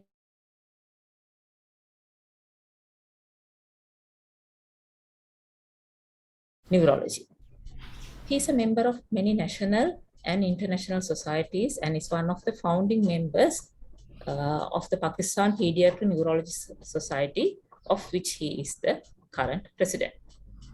He has received many awards and honors for his work from Pakistan as well as internationally, including the AACPDM scholarship as well as the Council of Europe scholarship. So now I will hand this over to Dr. Shahnaz Ibrahim to talk to us about an extremely important use of ketogenic diet, that is in emergency situations. Dr. Shahnaz, we will be playing your presentation. Okay? Dr. Ratnaike, will you please stop sharing? Okay, so we are going to begin. Thank you very much, Dr. Afternoon, and welcome to everybody on this day 2 of the workshop on workshop on ketogenic diet. And first, I would like to thank the organizers, especially Dr. Nathan and his team, for the organization as well as for the invitation to present in this workshop. The title that I am going to talk on today is basically the ketogenic diet and the role in status and super refractory status and the refractory status and the new onset refractory status. I have no conflict of interest in this presentation. Basically, the objectives of this presentation is on how we classify prolonged seizures, what are the potential etiologies that need to be considered, what are the initial steps in the management of force status and the ALOC that we normally use, and the rescue therapeutic approaches to the management of super refractory status, and of course then the role of the ketogenic diet. In the neurocritical care guidelines, they define status as any seizure activity which is going on for 5 minutes or more, or if there is recurrent seizure without a return to baseline between the seizures. Status is a medical emergency and must be treated immediately to prevent neuronal injury and mortality. GABA neurons are located in the pars reticulata of the substantia nigra and are key in seizure termination. During this status epilepticus, during status, there is marked alteration in the GABA metabolism such that the synthesis slows down, the turnover time increases up to 3-folds, and the receptors actually migrate into cellular space within minutes of ongoing seizure. So once the GABA is not located on the extracellular surface, it cannot latch on to the cell surface, and therefore prompt initiation of abortive therapies is key, as the internalization of these receptors will then result in more refractory seizures which will be not responsive to the treatment. So refractory status occurs when status does not respond to standard first-line treatment with at least first-line anti-epileptic drugs, which may be benzodiazepine, or it may be the first-line anti-epileptic drugs, which may be phenytoin, phenobarb, or valproate. NORS basically is new onset refractory status epilepticus. Once the first and second line therapies have failed to control the status, physicians typically resort to therapies such as continuous infusions of benzos or barbiturates. And of course, when these fail, then there are the third line therapies, which are anesthetic agents like propofol, hypothermia, corticosteroids, even IVIG has been tried, and ketamine, which are part of the treatment and intensive care treatments. So status eventually results in long-term functional poor outcomes with mortality rates as high as 50%. Despite trying everything, sometimes treatments can eventually fail, with patients experiencing persistent seizures when they are weaned off general anesthesia. And status epilepticus can remain refractory to whatever interventions, at times even with the ketamine or propofol, to achieve the burst suppression that we require to stop the seizures. Super refractory status is basically refractory status tend to resolve with anesthesia, but when even after administration of the anesthetic agents, when the status does not resolve, then you would call it super refractory status, which is defined as status that continues or occurs 24 hours or more after giving the anesthetic agents, or where status occurs when you try to taper off the anesthetic agents. when you are dealing with status or status epilepticus and refractory status and super refractory status, one should be aware that, you know, etiology is also very important in identifying and also the management. So there are various investigations that one needs to undergo, which includes the infections, and you need to do CSF and serum investigations for the different types of entero, herpes viruses, mycoplasma, HHV6. We see a lot of HHV6 and herpes simplex-like infections in our intensive care.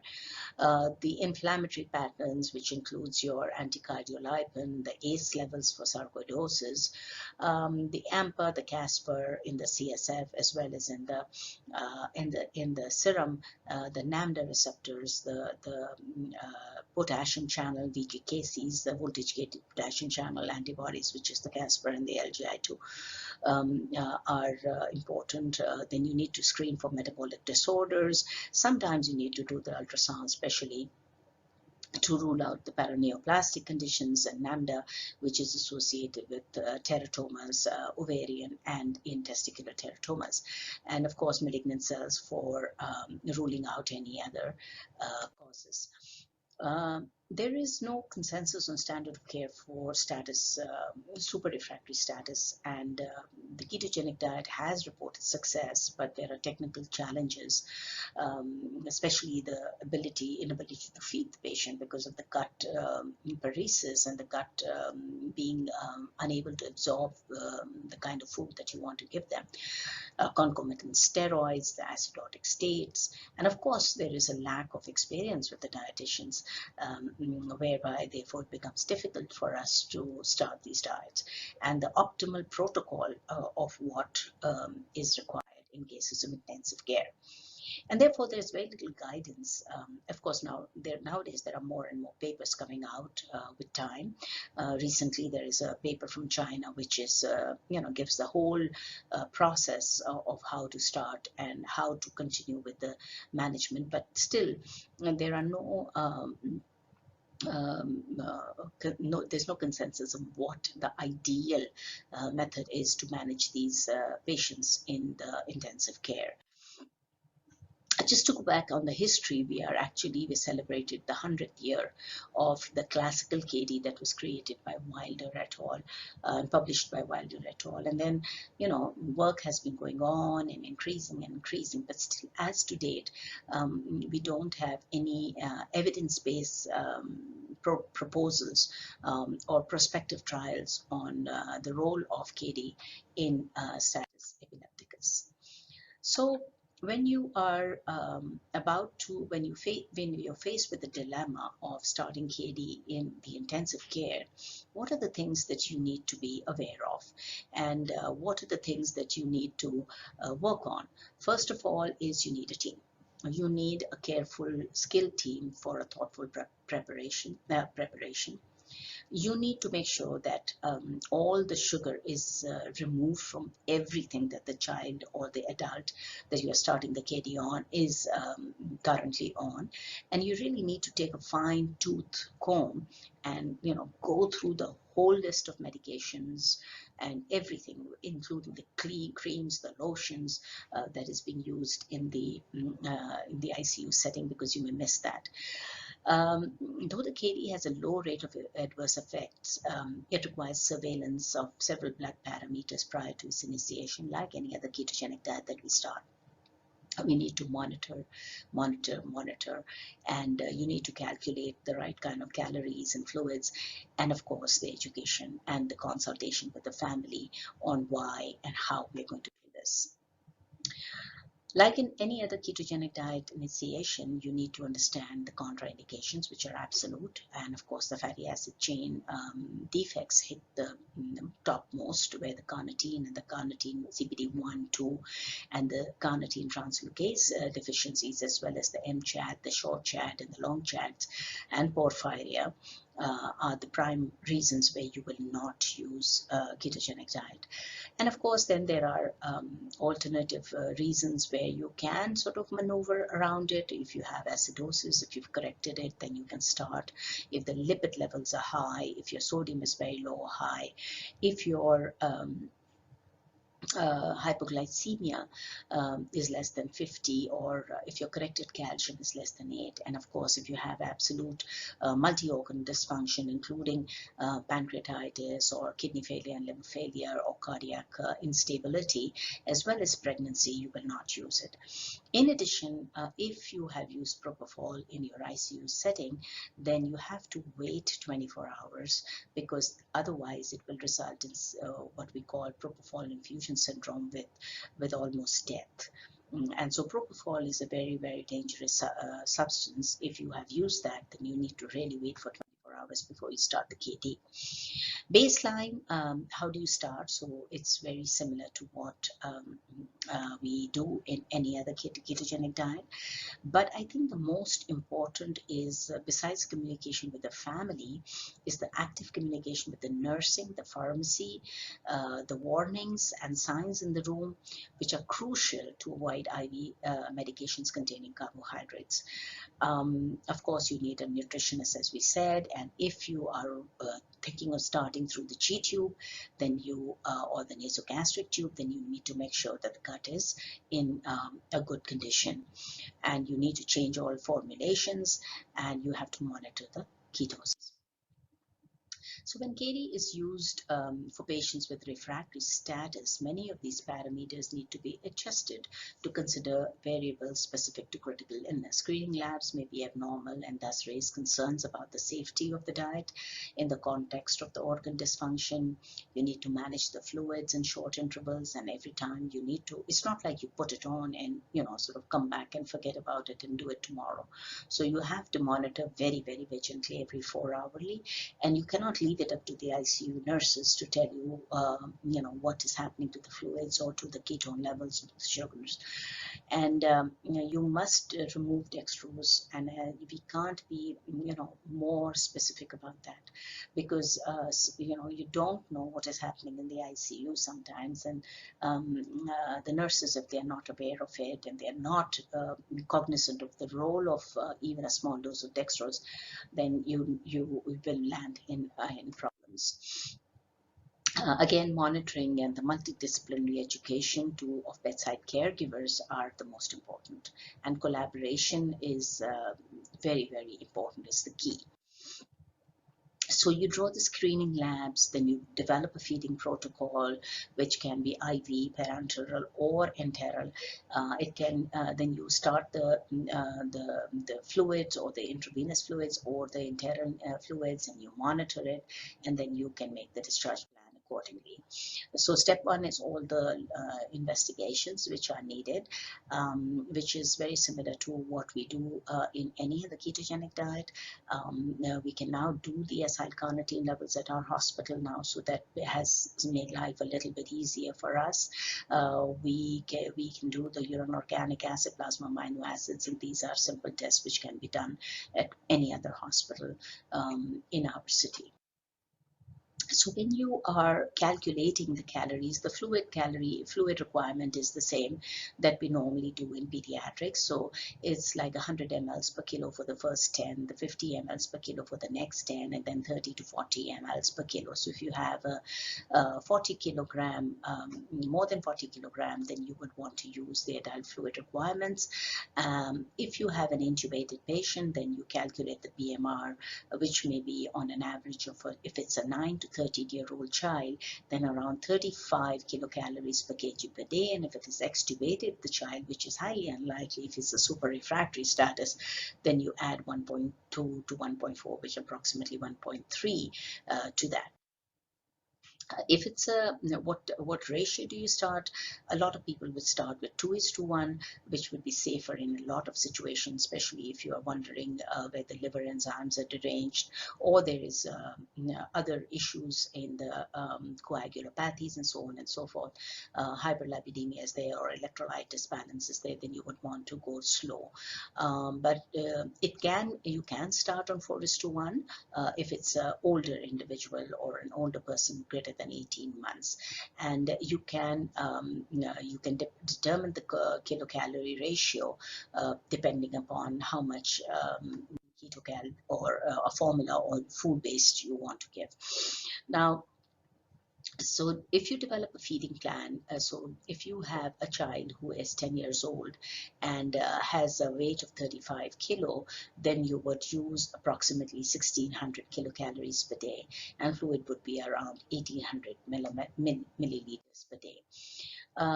In the recent paper, which I have said mentions this very well, they have suggested that, according to age and around 40 to 45 kilocalories per kg per day, which comes to approximately the same thing as what we mentioned before. So when you start, you remove dextrose, you change all medications, and slowly advance to what level you want. You measure the urinary ketones every 8 hourly, and then 12 hourly till you get a 4+, and also sugars every 8 hourly, 4 hourly, and then 8 hourly till you get a 4+ in the ketones. If the acidosis is significant, then you add soda bicarbonate in various forms, which can be IV or oral. You can use Bicitra, or we have soda bicarb tablets. If the sugar is low, then you have to correct the sugars at the same time like we do normally in ketogenic diet. And if it is less than 40, you give extra amount of glucose, which may be 10 to 15 mLs per kilo of 10% dextrose as a bolus. So this is basically what we've done: step 1, step 2, step 3, and then monitoring. Now, how do we actually do it? So we need to be cognizant of how we do the infusion, and it is normally recommended that fat should not be infused more than 12 to 16 hours. So technically a lot of people use infusions 16 hours by the calculation, and the remaining time they give a normal saline, full strength or half strength, depending upon the weight of the baby. If you're using parenteral infusion, the speed is limited by the infusion or the fats that you're using. And we know that the maximum lipid oxidation rate is about 3 grams per kilo per day in young children, and decreases to 1.7 to 2.5 grams per kilo in adults. And an overly high speed rate of fats or fat exchanges that we are using will cause what we call the fat overload syndrome. And similarly, you need to slow down your glucose infusions as well as your amino acid infusions to 0.1 gram per kilogram per hour. So approximately, if you remember, 0.1 gram for each one of them per hour would be what would be recommended for all 3 of them. And you administer it, as I said, at least 12 hours a day, and you maintain the critical metabolic condition. If you think that it is getting acidosis or lipids are getting high, then you would want to decrease the rate. So we know that lipids are important for the seizure control because they are the ones that cause the ketosis. So according to the European Society for Pediatric Enteral Nutrition, they recommend that the parenteral lipid intake not exceed 4 grams per kg per day in infants, 3 per kilo per day in children, and 1.5 to 2 in adults. And if you want to start, then you start low and then go up to maximally of 3 to 4 grams in 1 to 2 days. And the ratio of 4:1 then can be made commercially, or as we do in our pharmacy, we actually prepare the whole solution and we add on the different kinds of amounts, and so we can actually cater it to the needs of the individual, and it is prepared by our pharmacy. In the first 2 days, additional glucose solution, you usually do not add it unless you have less than 50 millimoles per liter of sugar, because you want to induce the ketosis. And you do have glycerol in the fat exchanges, provide sufficient substrate for the liver to continue the gluconeogenesis to maintain the serum glucose. And intravenous medications like phenobarb, lorazepam, and phenytoin, they also contain propylene glycol and alcohol, which would provide something like about 30 kilocalories per day through the carbohydrates. Now, this is basically the plan on how, this is the CHI study And it's a very good way of, this table, and I can walk you through that individually, gives us the calculations very simply in how we calculate it. Normally, what we do is we calculate the total energy as 70% of the diet energy. So if you have 1600 calories, 70% of the diet is calculated from that. And then the first 2 days you give about 1/3. The third to the fourth day you give about 2/3 of the estimated 70%. And then the fifth day you give the complete 70% of the diet. So the way that you do it is that if you take 40 kilogram weight, which is 1900 kilocalories for the first 10, and like we normally do, 70% of that would be 1330.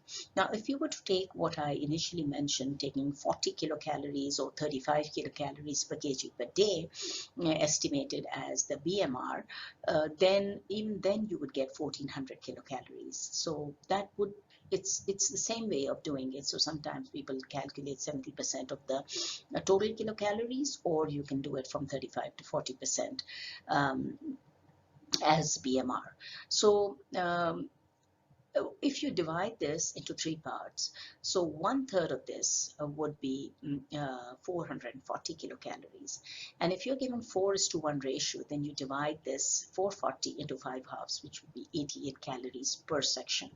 And if you're given 4 parts of this, 4.5 parts of this, then you would get 396 calories from fat and the remaining calories from proteins and no carbohydrate for the first 2 days. In the third day, you give 2/3 of that, and that would be around 880 calories.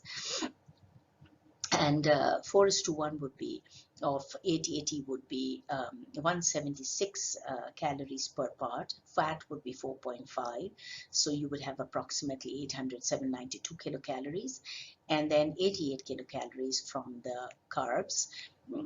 Is now divided into carbs and proteins, which would be 44 kilocalories each. So if you divide it by 4, which is per kilocalorie, 1 gram will give you 4 kilocalories. So you get 11 grams of proteins and 11 grams of carbohydrate. And to get the fat, you divide it by 9, and you get the amount of grams in fat. In addition to giving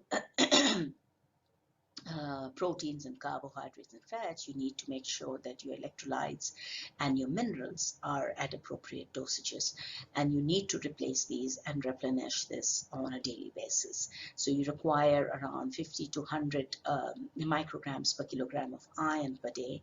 You require zinc, which is very important. You require copper, and the sodium and the potassium and vitamin D is normally the normal recommended daily allowances have to be kept in mind. Now, the parenteral nutrition can either be prepared into a 2-in-1 or 3-in-1 admixtures to improve the utilization to prevent thrombosis and phlebitis. So you can either mix the glucose and the amino acids, or you can mix the lipids. You can keep the lipids separately, or you can, you put all three together. But you should make sure that when you're putting the fats, you don't mix it directly with glucose. You put it with amino acids and then put it with the fats. Infusion route should be used exclusively for administration of the parenteral nutrition and not for any other fluids or drugs.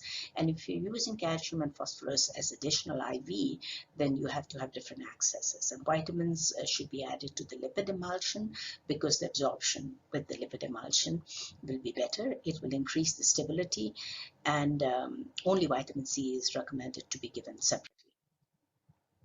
So once you have achieved your ketosis, and if you have achieved a burst suppression on your EEG, you would try to take the child off or switch the child into an enteral preparation. And if you are trying to switch them off, then you go again, as you go gradually down, you go by decreasing the ratio to 2.5 is to 1 every week till you reach negative ketones. And IV of keto is normally continued for 5 days and then switch to an enteral preparation, which is administered via a nasoduodenal or a nasogastric tube. And if you continue with the diet, you need to discuss this and teach your parents about it, and your team has to be aware of it, and it requires extensive follow-up like we would do for any other ketogenic diet. Now, these are, some of the things that we need to be aware and cognizant of, and people have talked about this in our day 1 as well as in day 2. Counseling is very, very important to discuss that, you're trying to achieve seizure reduction, and the role of what medications will have and what is the cognitive expectations.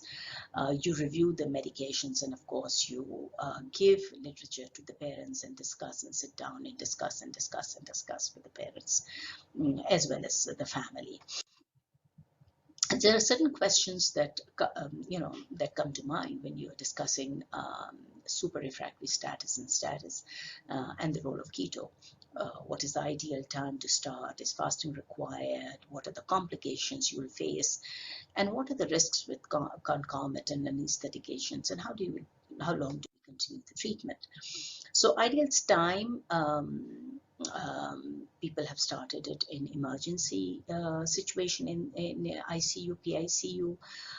The mean number of days, which the literature says, is between 12 days to 35 days, and the protocol is, you need to develop one for yourself. And the impact of early initiation of diet in SE is still yet to be understood or defined, whether early will make a difference versus the late. In a study comparing the role of gradual initiation versus immediate administration of goal calories, no difference was seen between the tolerability and episodes of hypoglycemia. What are the risks? The main is the propofol, and we discussed the propofol infusion. Steroids may interfere with the development of the ketosis, and the ICU setting is particularly difficult because you need to make everybody part of your team, and sometimes people are just not ready to recognize that keto will play a role, and they are just not willing to accept it. And that doesn't mean just the parents, that means the whole team, which includes the nurses and the doctors and the physicians working in the ICU.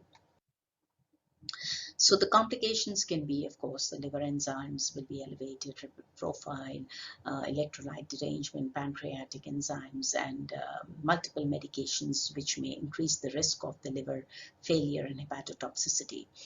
And the ratio of 4:1 may be difficult, and close monitoring of the lipid profile, liver functions, and pancreatic enzymes and drug monitoring is required for these situations. Now, how long do you continue?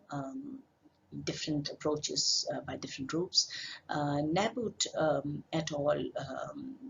Has the largest study for fires, and that group tended to sustain KD for months to years, seeking to minimize the risk of relapse and the length of time which it might be unsafe to stop KD treatment in SRSE is still not known. So it depends on individual cases, and no real recommendations are currently available.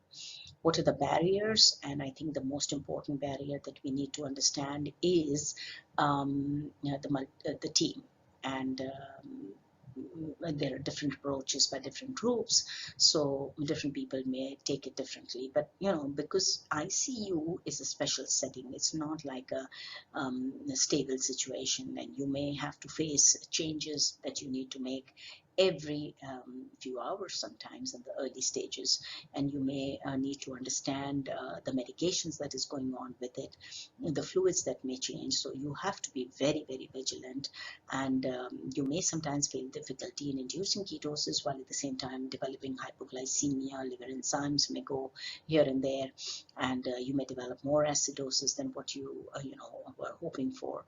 So you need to change according to the individual child that you're facing.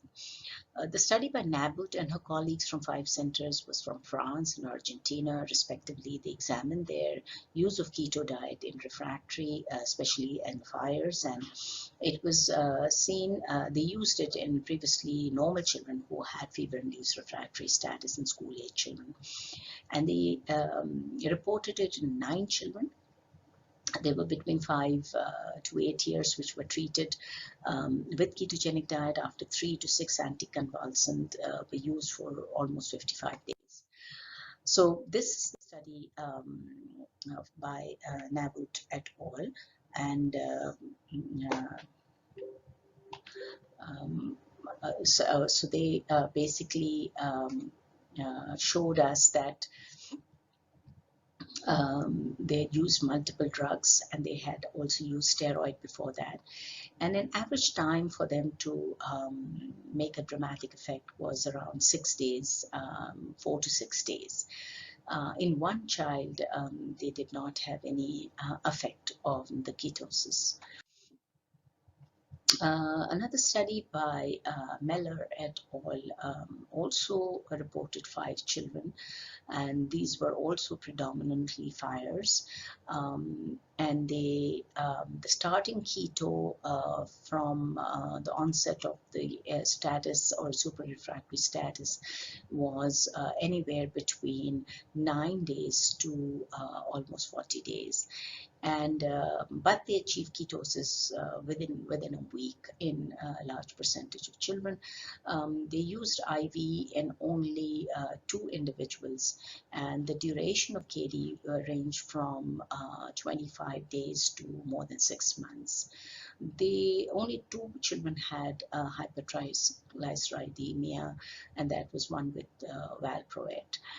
And so they reported 1 death in that.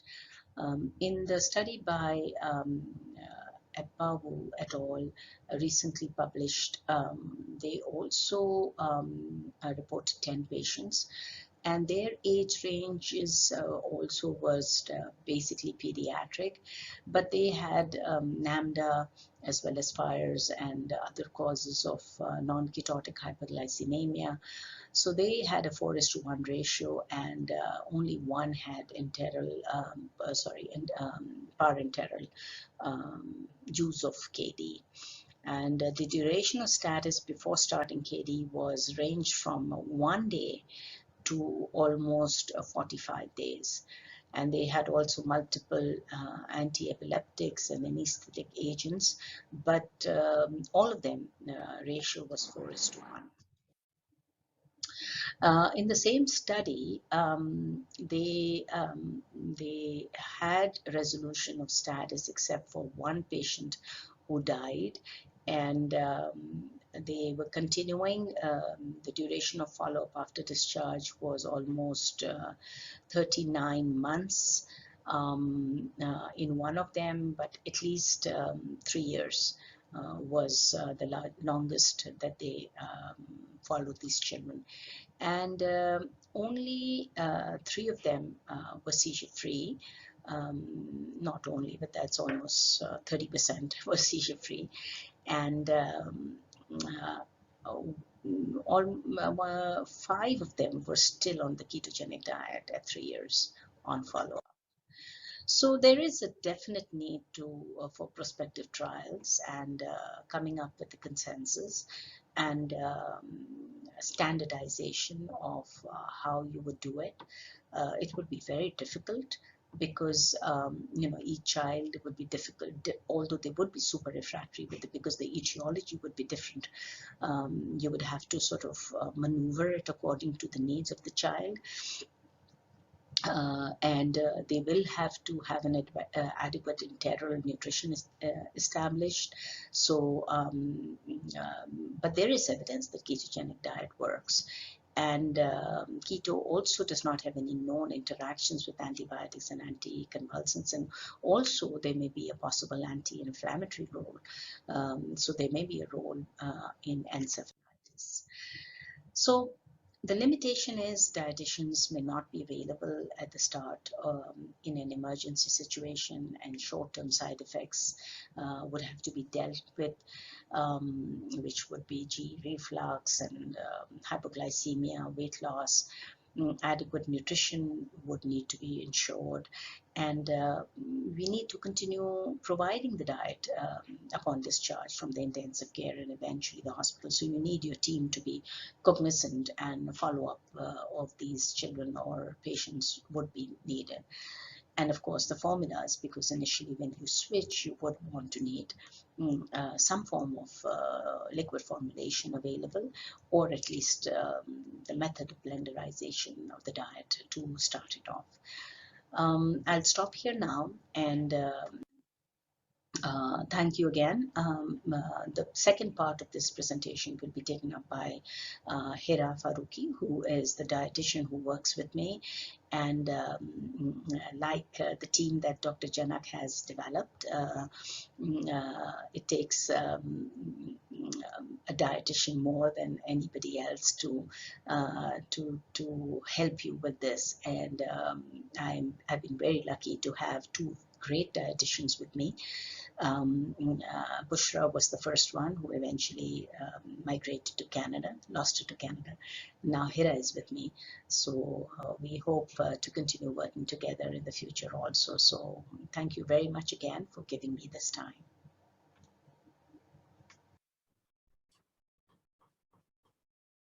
Thank you, Dr. Ratnayake.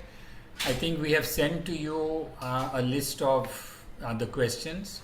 So if you could please begin the question and answer session. We'll do. Thank you, Dr. Ibrahim, again for that excellent presentation with all the details that we need to actually start working. So I understand, sir, that you would be answering the first lot of questions directed at directed at Sonal. So here's the first question. How do we calculate the keto diet for patients with status epilepticus? And do we have food recipes adjusted for giving the ketogenic diet NG?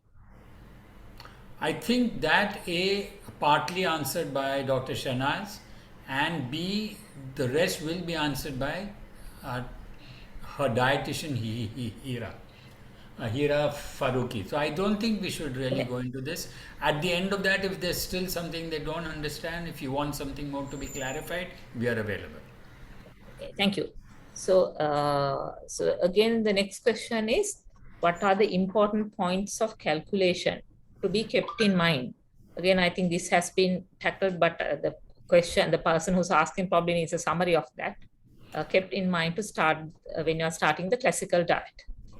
I think the first thing is, when you are calculating the diet, to first calculate the carbohydrates, then the protein, and then whatever is left over, the fat. I hope that answers you in very short. Thank you, sir. And again, the next question is regarding the ratios. So with the classical diet, now our question is how to decide which ratio to start with. Very individual. So this is from my experience, because I began with the usual Johns Hopkins 3:1, 4:1, and then I realized that look, we don't need such high ratios. So what we do now is that we begin with much lower ratios. We begin in infants, and we found this also, that the younger the age group, probably the lower the ratio required. So in the very young, we would begin with just a 1.5. In children, maybe up to the age of 8, 10, 12, we would begin with a 2:1. And with those who are above 12, maybe with a 2.5. and then we would readjust that depending upon what is the level of the urine ketone and the blood ketone. There's one point I don't know whether Sonal made it clear. If you make any, I think it will come in the fine tuning. I'm sorry, I don't want to go into that. So how to readjust will come in the fine tuning. So again, thank you. That was very useful, and I think probably we are doing the sort of the same thing when we are following the diet here. So again, the next question is regarding tapering the diet. So the person who's asking the question wants to know, what would you do? What is the effect on the child? How are you going to minimize that effect when you are tapering the diet? So I think that also is being answered in the second session from now, which is fine tuning, switching of diets, and weaning of diets. So it will all come in that. Yeah. So the next one is about the gut microbiota. So they want to know whether you have any data from your center regarding this. Yes, we have data from our center, and definitely using the probiotics along with the diet has helped. Now, unfortunately, what happened that the pandemic came in between. So therefore, what happened is that the lab which was doing our the whole the gene microbiome, they were ordered by the government to stop all non-essential work and only focus on essential. That means, only the COVID related. However, we have some data which is already which is available and shows that yes, it is useful. There is one article from Spain which is an open label trial where also it is shown. Plus there are 2 articles that we have written. So if you put my name and you put gut microbiome and epilepsy and KD, you will come up with these 2 articles. So yes, it works. You go on the website. We have a lot of details on the website. Once again, I'll repeat it. One word: Ketogenic Diet India. One word. .org, not .com as you're used to, but .org. Everything on the gut microbiome, how to handle it, how to deliver it, all of that is mentioned over there, along with how to first heal the gut. And I'll just take half a minute here. Healing of the gut is very important before you begin a probiotic, because merely giving a probiotic with a leaky gut is not going to work, and it's all mentioned in our website, the details of how to handle the leaky gut and everything. Thank you, sir. I think that is very well answered. So the next question is regarding anti-seizure medications. And I think the question is regarding, do you continue to use anti-seizure medications while on the diet? And when would you change your anti-seizure medications? Okay. What is being talked about is that about 33% will go off from all medications, 33% may need a reduction in medication, and around 33% you may not be able to reduce. But let's come to the practical point, because this is statistics, and statistics can lie depending on how you look at the whole thing. Yeah. So what we normally do is we don't withdraw any medication until the child has reduced seizures to a fair amount. So at least 50, 60, 70% reduction. Then we will start reducing one at a time, and we taper the same way as you would taper any other medication of a person on anti-seizure medication and epilepsy, meaning over a period of several weeks. Now, having said that, what we also do is, this is again the practical point, I would first look at medications which have the same mechanism of action. Say you have 2 or 3 which work on the sodium channels. You know that there's no point in adding the same anti-seizure medication, the same mechanism. So you'll try and withdraw one of those first. Then the other principle, I think, is to ask the parents, which medication do you think was the best and which medication do you think had no effect? they are usually very, very good in telling us which had the maximum effect, which had the least effect. The least effective one, obviously, you will try and withdraw first. Having said that, I find that the clobazam and the sodium valproate are the two which are the most difficult to withdraw. They seem to have the best action because most of the patients that we deal with Doctor. are epileptic encephalopathies with spike wave activity. And spike wave seems to have the best result with sodium valproate and then with clobazam. The other is that we know that there's a additive effect of sodium valproate with the lamotrigine. So you're going to be very, very careful while withdrawing those two. The next point in withdrawing anti-seizure is anyone going to take up that? No. Okay, so the next point to look at in withdrawal of anti-seizure medications, which are the two seizure medications which have the potential of causing side effects. We know topiramate and yazonisamide for renal stones and for the carbonic anhydrase stuff. So these are the two you probably want to target earlier. Then practical problems. We've tried this time and again that when we try and withdraw medication, sometimes you get a recurrence, rebound, and then you have to put that back.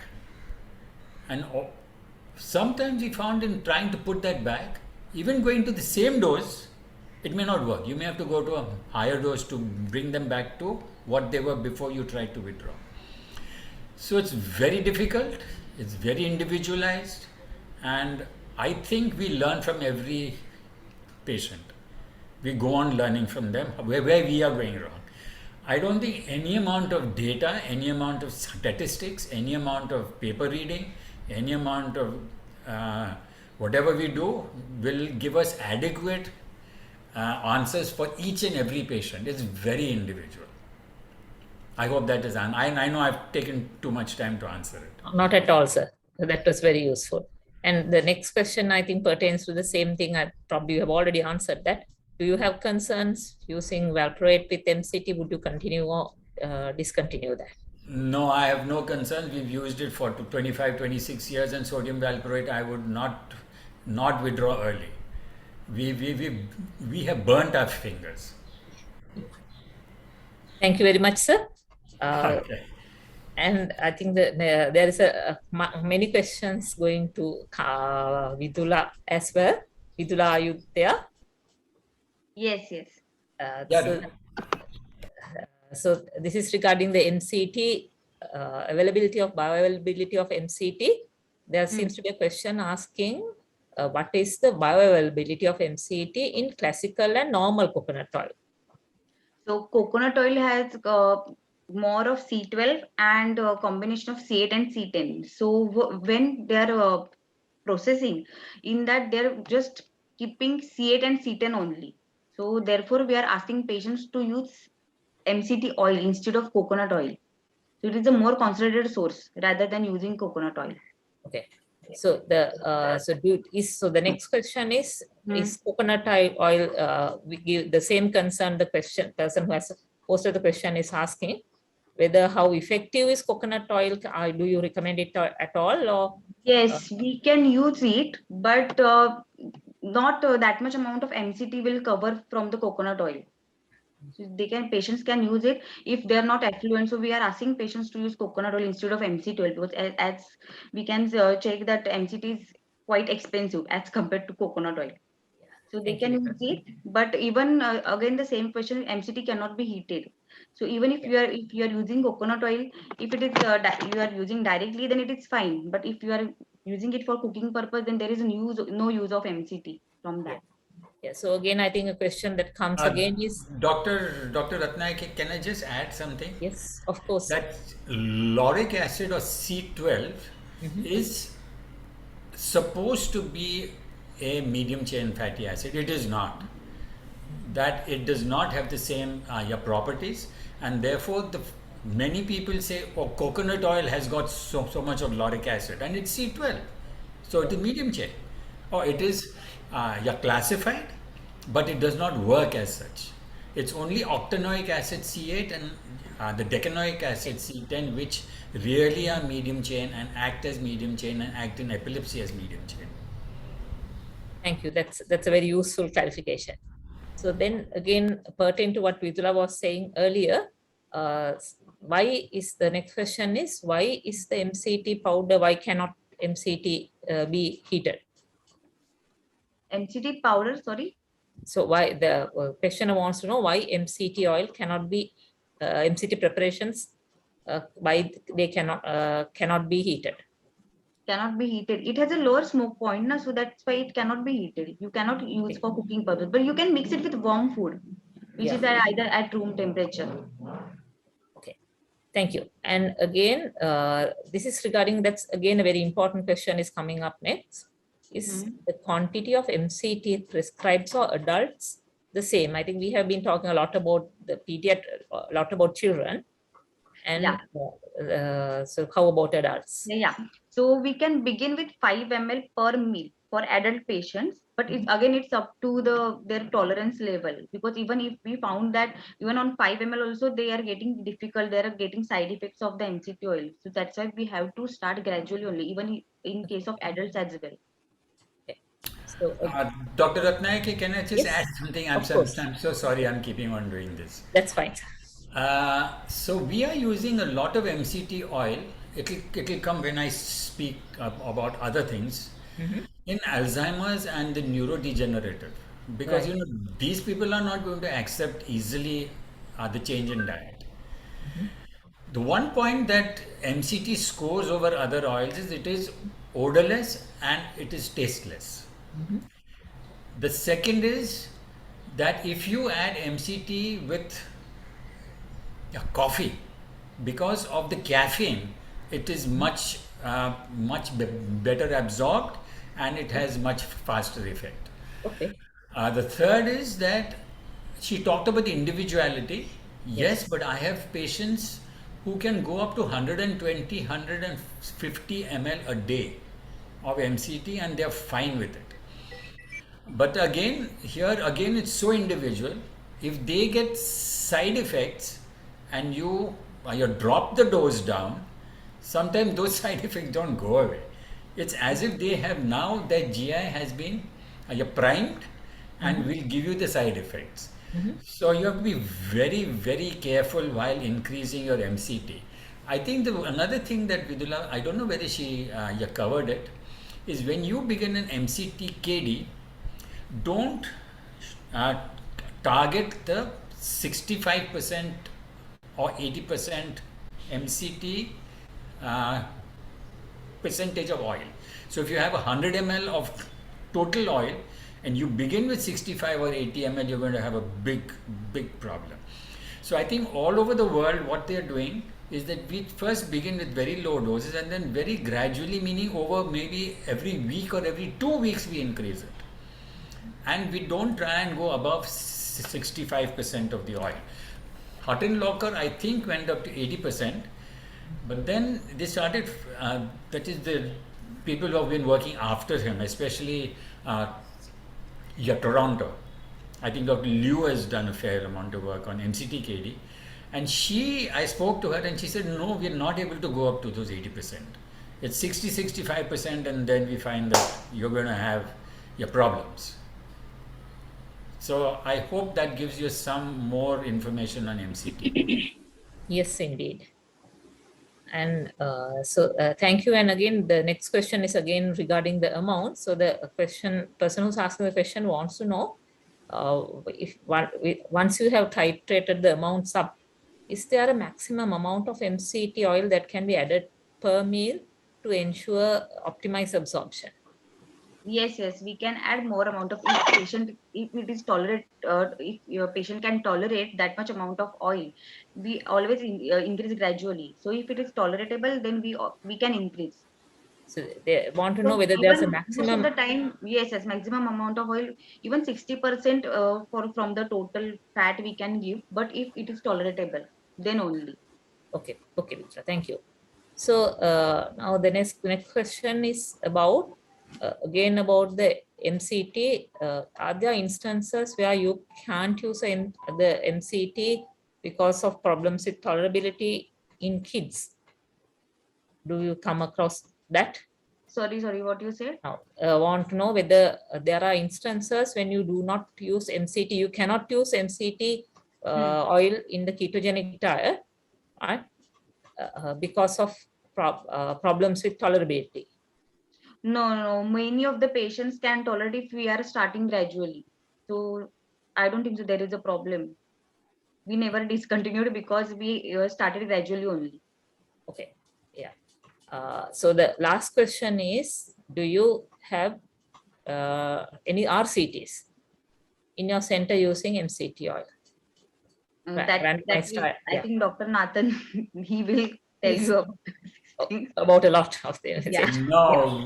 No, we have not done an RCT and tried to compare MCT KD with the classical. We haven't done that. Having said that, there's one more point I wanted to make, is that if you find that a child is not tolerating the oil, many times we find that they tolerate the powder.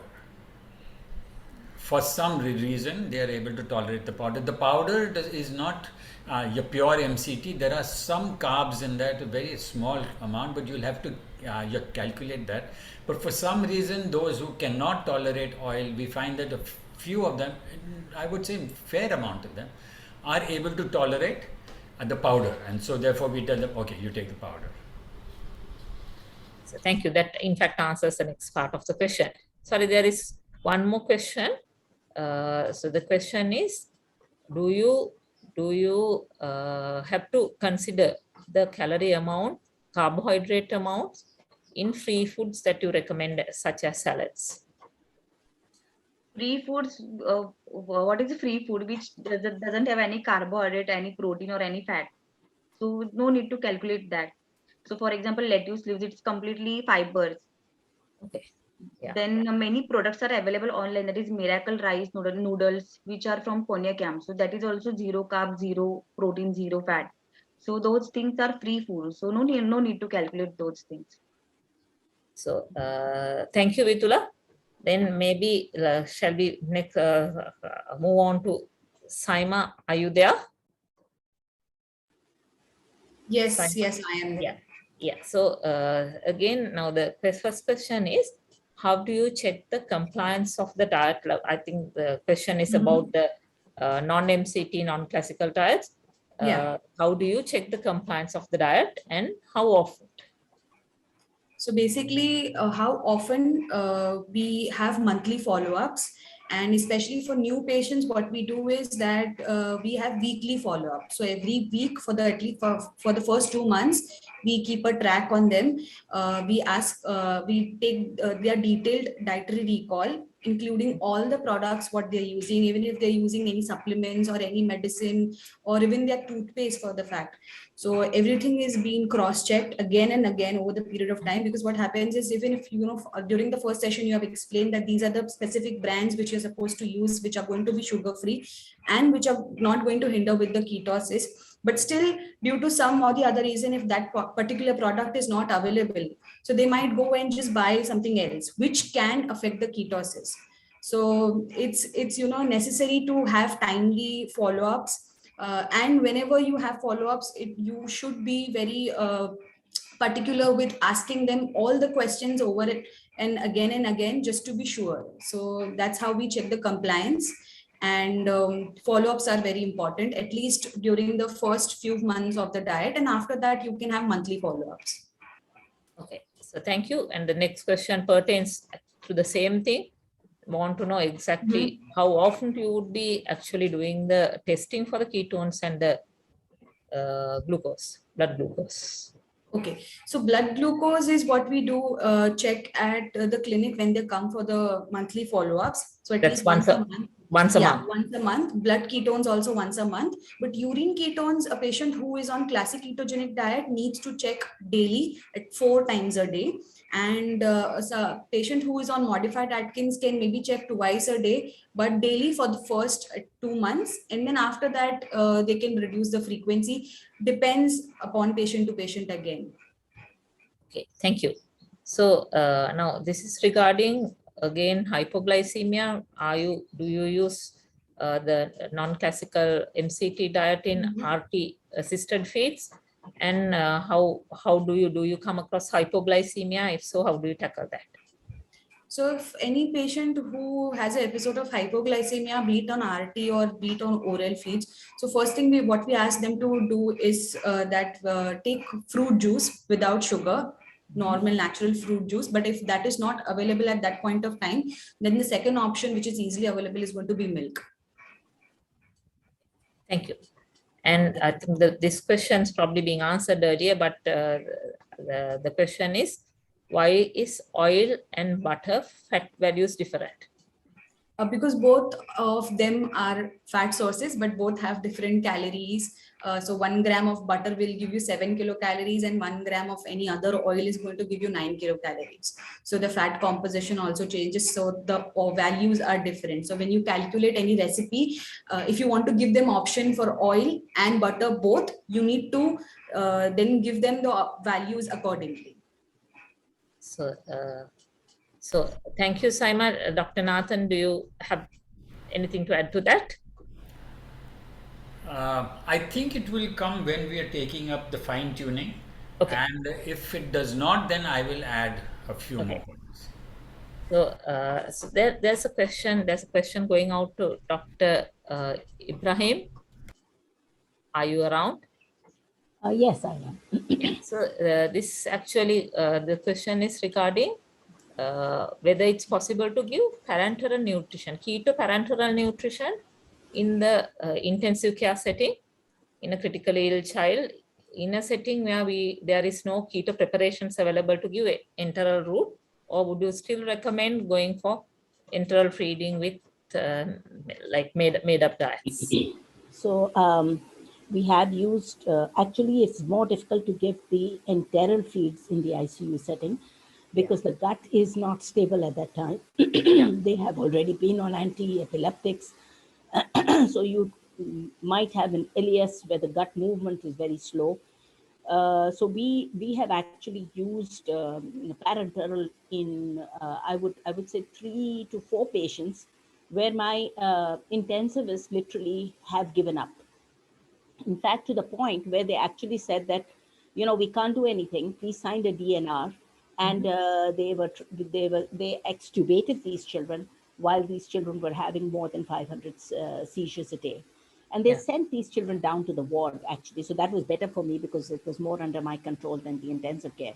Okay. So we put them in the special care, and we actually started the intensive parenteral nutrition. And it was, first what we did was just stop the sugar, and we put them on saline, actually, and we monitored the sugar levels. It was like a washout in the first go, and just put fluids. And we noticed that the seizures decreased, and all 3 of them within 5 days became clinically seizure-free, not EEG, but clinically seizure-free. And then we switched them over after 5 to 7 days on the enteral feeds. And we did put down the NG because we didn't want the child to aspirate. And sent them home within a week's time of starting this. So we have all 3 of them. We don't have a genetic diagnosis on them for the simple reason that although we did send off some samples, but we didn't get any specific genetic reason for that. 2 of them actually broke the diet, and they came back again with status. So again, we admitted them into the ICU, and they broke the diet in the sense that they actually, one of the babies or the child was left overnight with the grandmother, and the grandmother had a bunch of sweets and chocolates, and so the sugar level went up to 300 when she came in.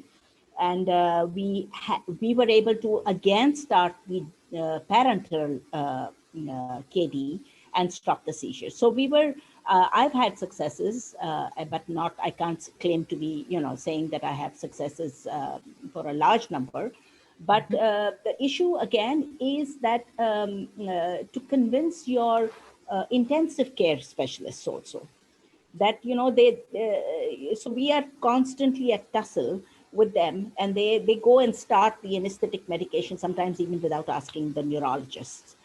So that's the point where I actually want to go in before that and try to stop them using that and start the KD and say, okay, let's start it.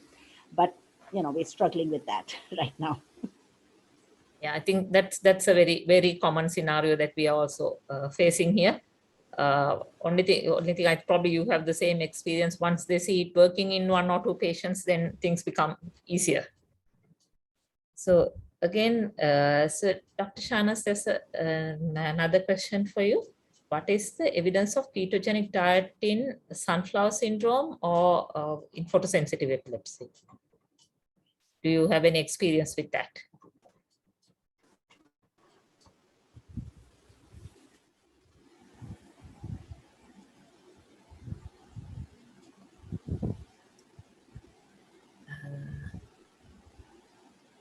I'm not hearing. Is it the same for the others, or is that only me? No, we can't. Sorry, can you repeat that, please? Dr. Shanas, we can't hear you. Can you repeat the questions, please? Yeah, so the question is, do you have experience using ketogenic diet in sunflower syndrome? I think this is, they talk about the like the photosensitive epilepsy, self-induced photosensitive seizures. Do you have? No, I do not.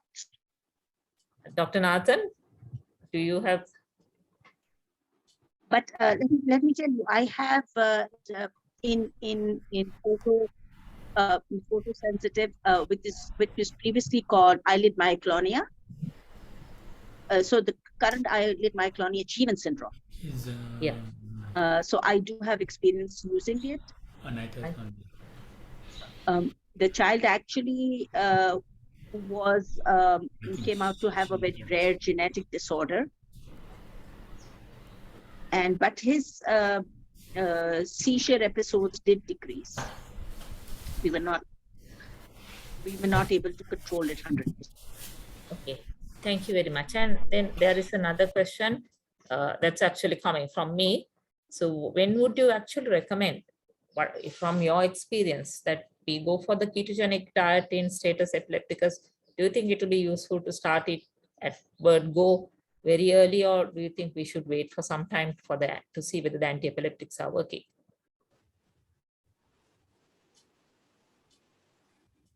So again, the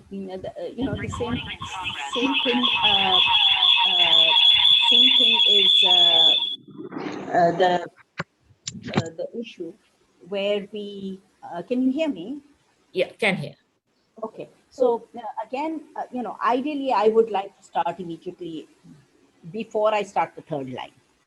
Yeah. So if I've given the child midazolam, that's the time, and it's not, and my EEG is not showing me burst suppression. My problem is that my intensivists are very young intensivists, and they're very at gung-ho.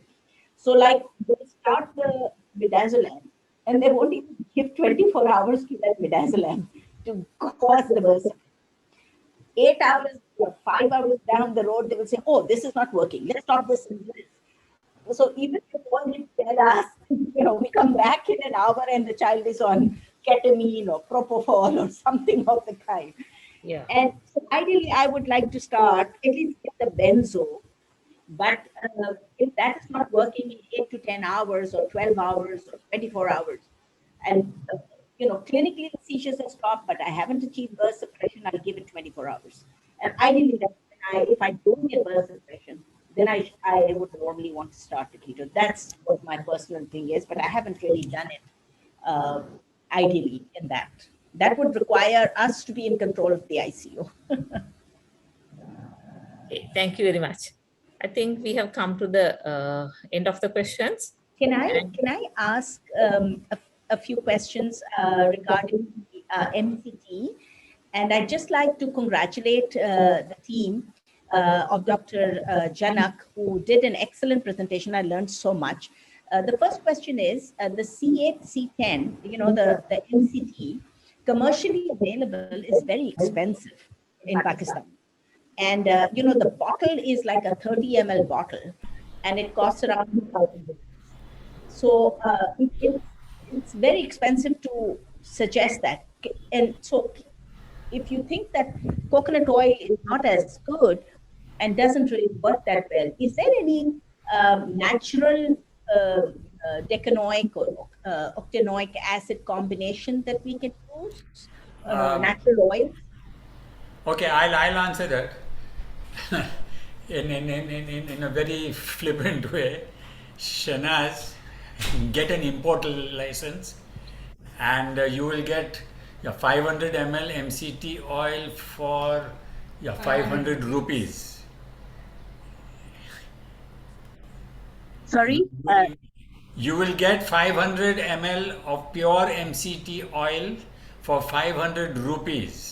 If you want, I will speak to the company which makes it in India and see whether they can export it to you and to Sri Lanka and to whatever, Bangladesh and Nepal. And that would be excellent because, we are struggling with that and we are trying to sort of see how we can sort of get away by putting some coconut oil and things like that to so this 500 ml, the MRP is 900. So you'll be paying 900. This 500 rupees is we'll be giving more special now, for but me. that's okay.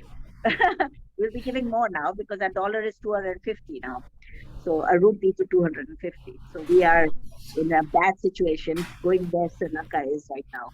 So I don't know what's going to happen. I'd love to have that in my lap right now.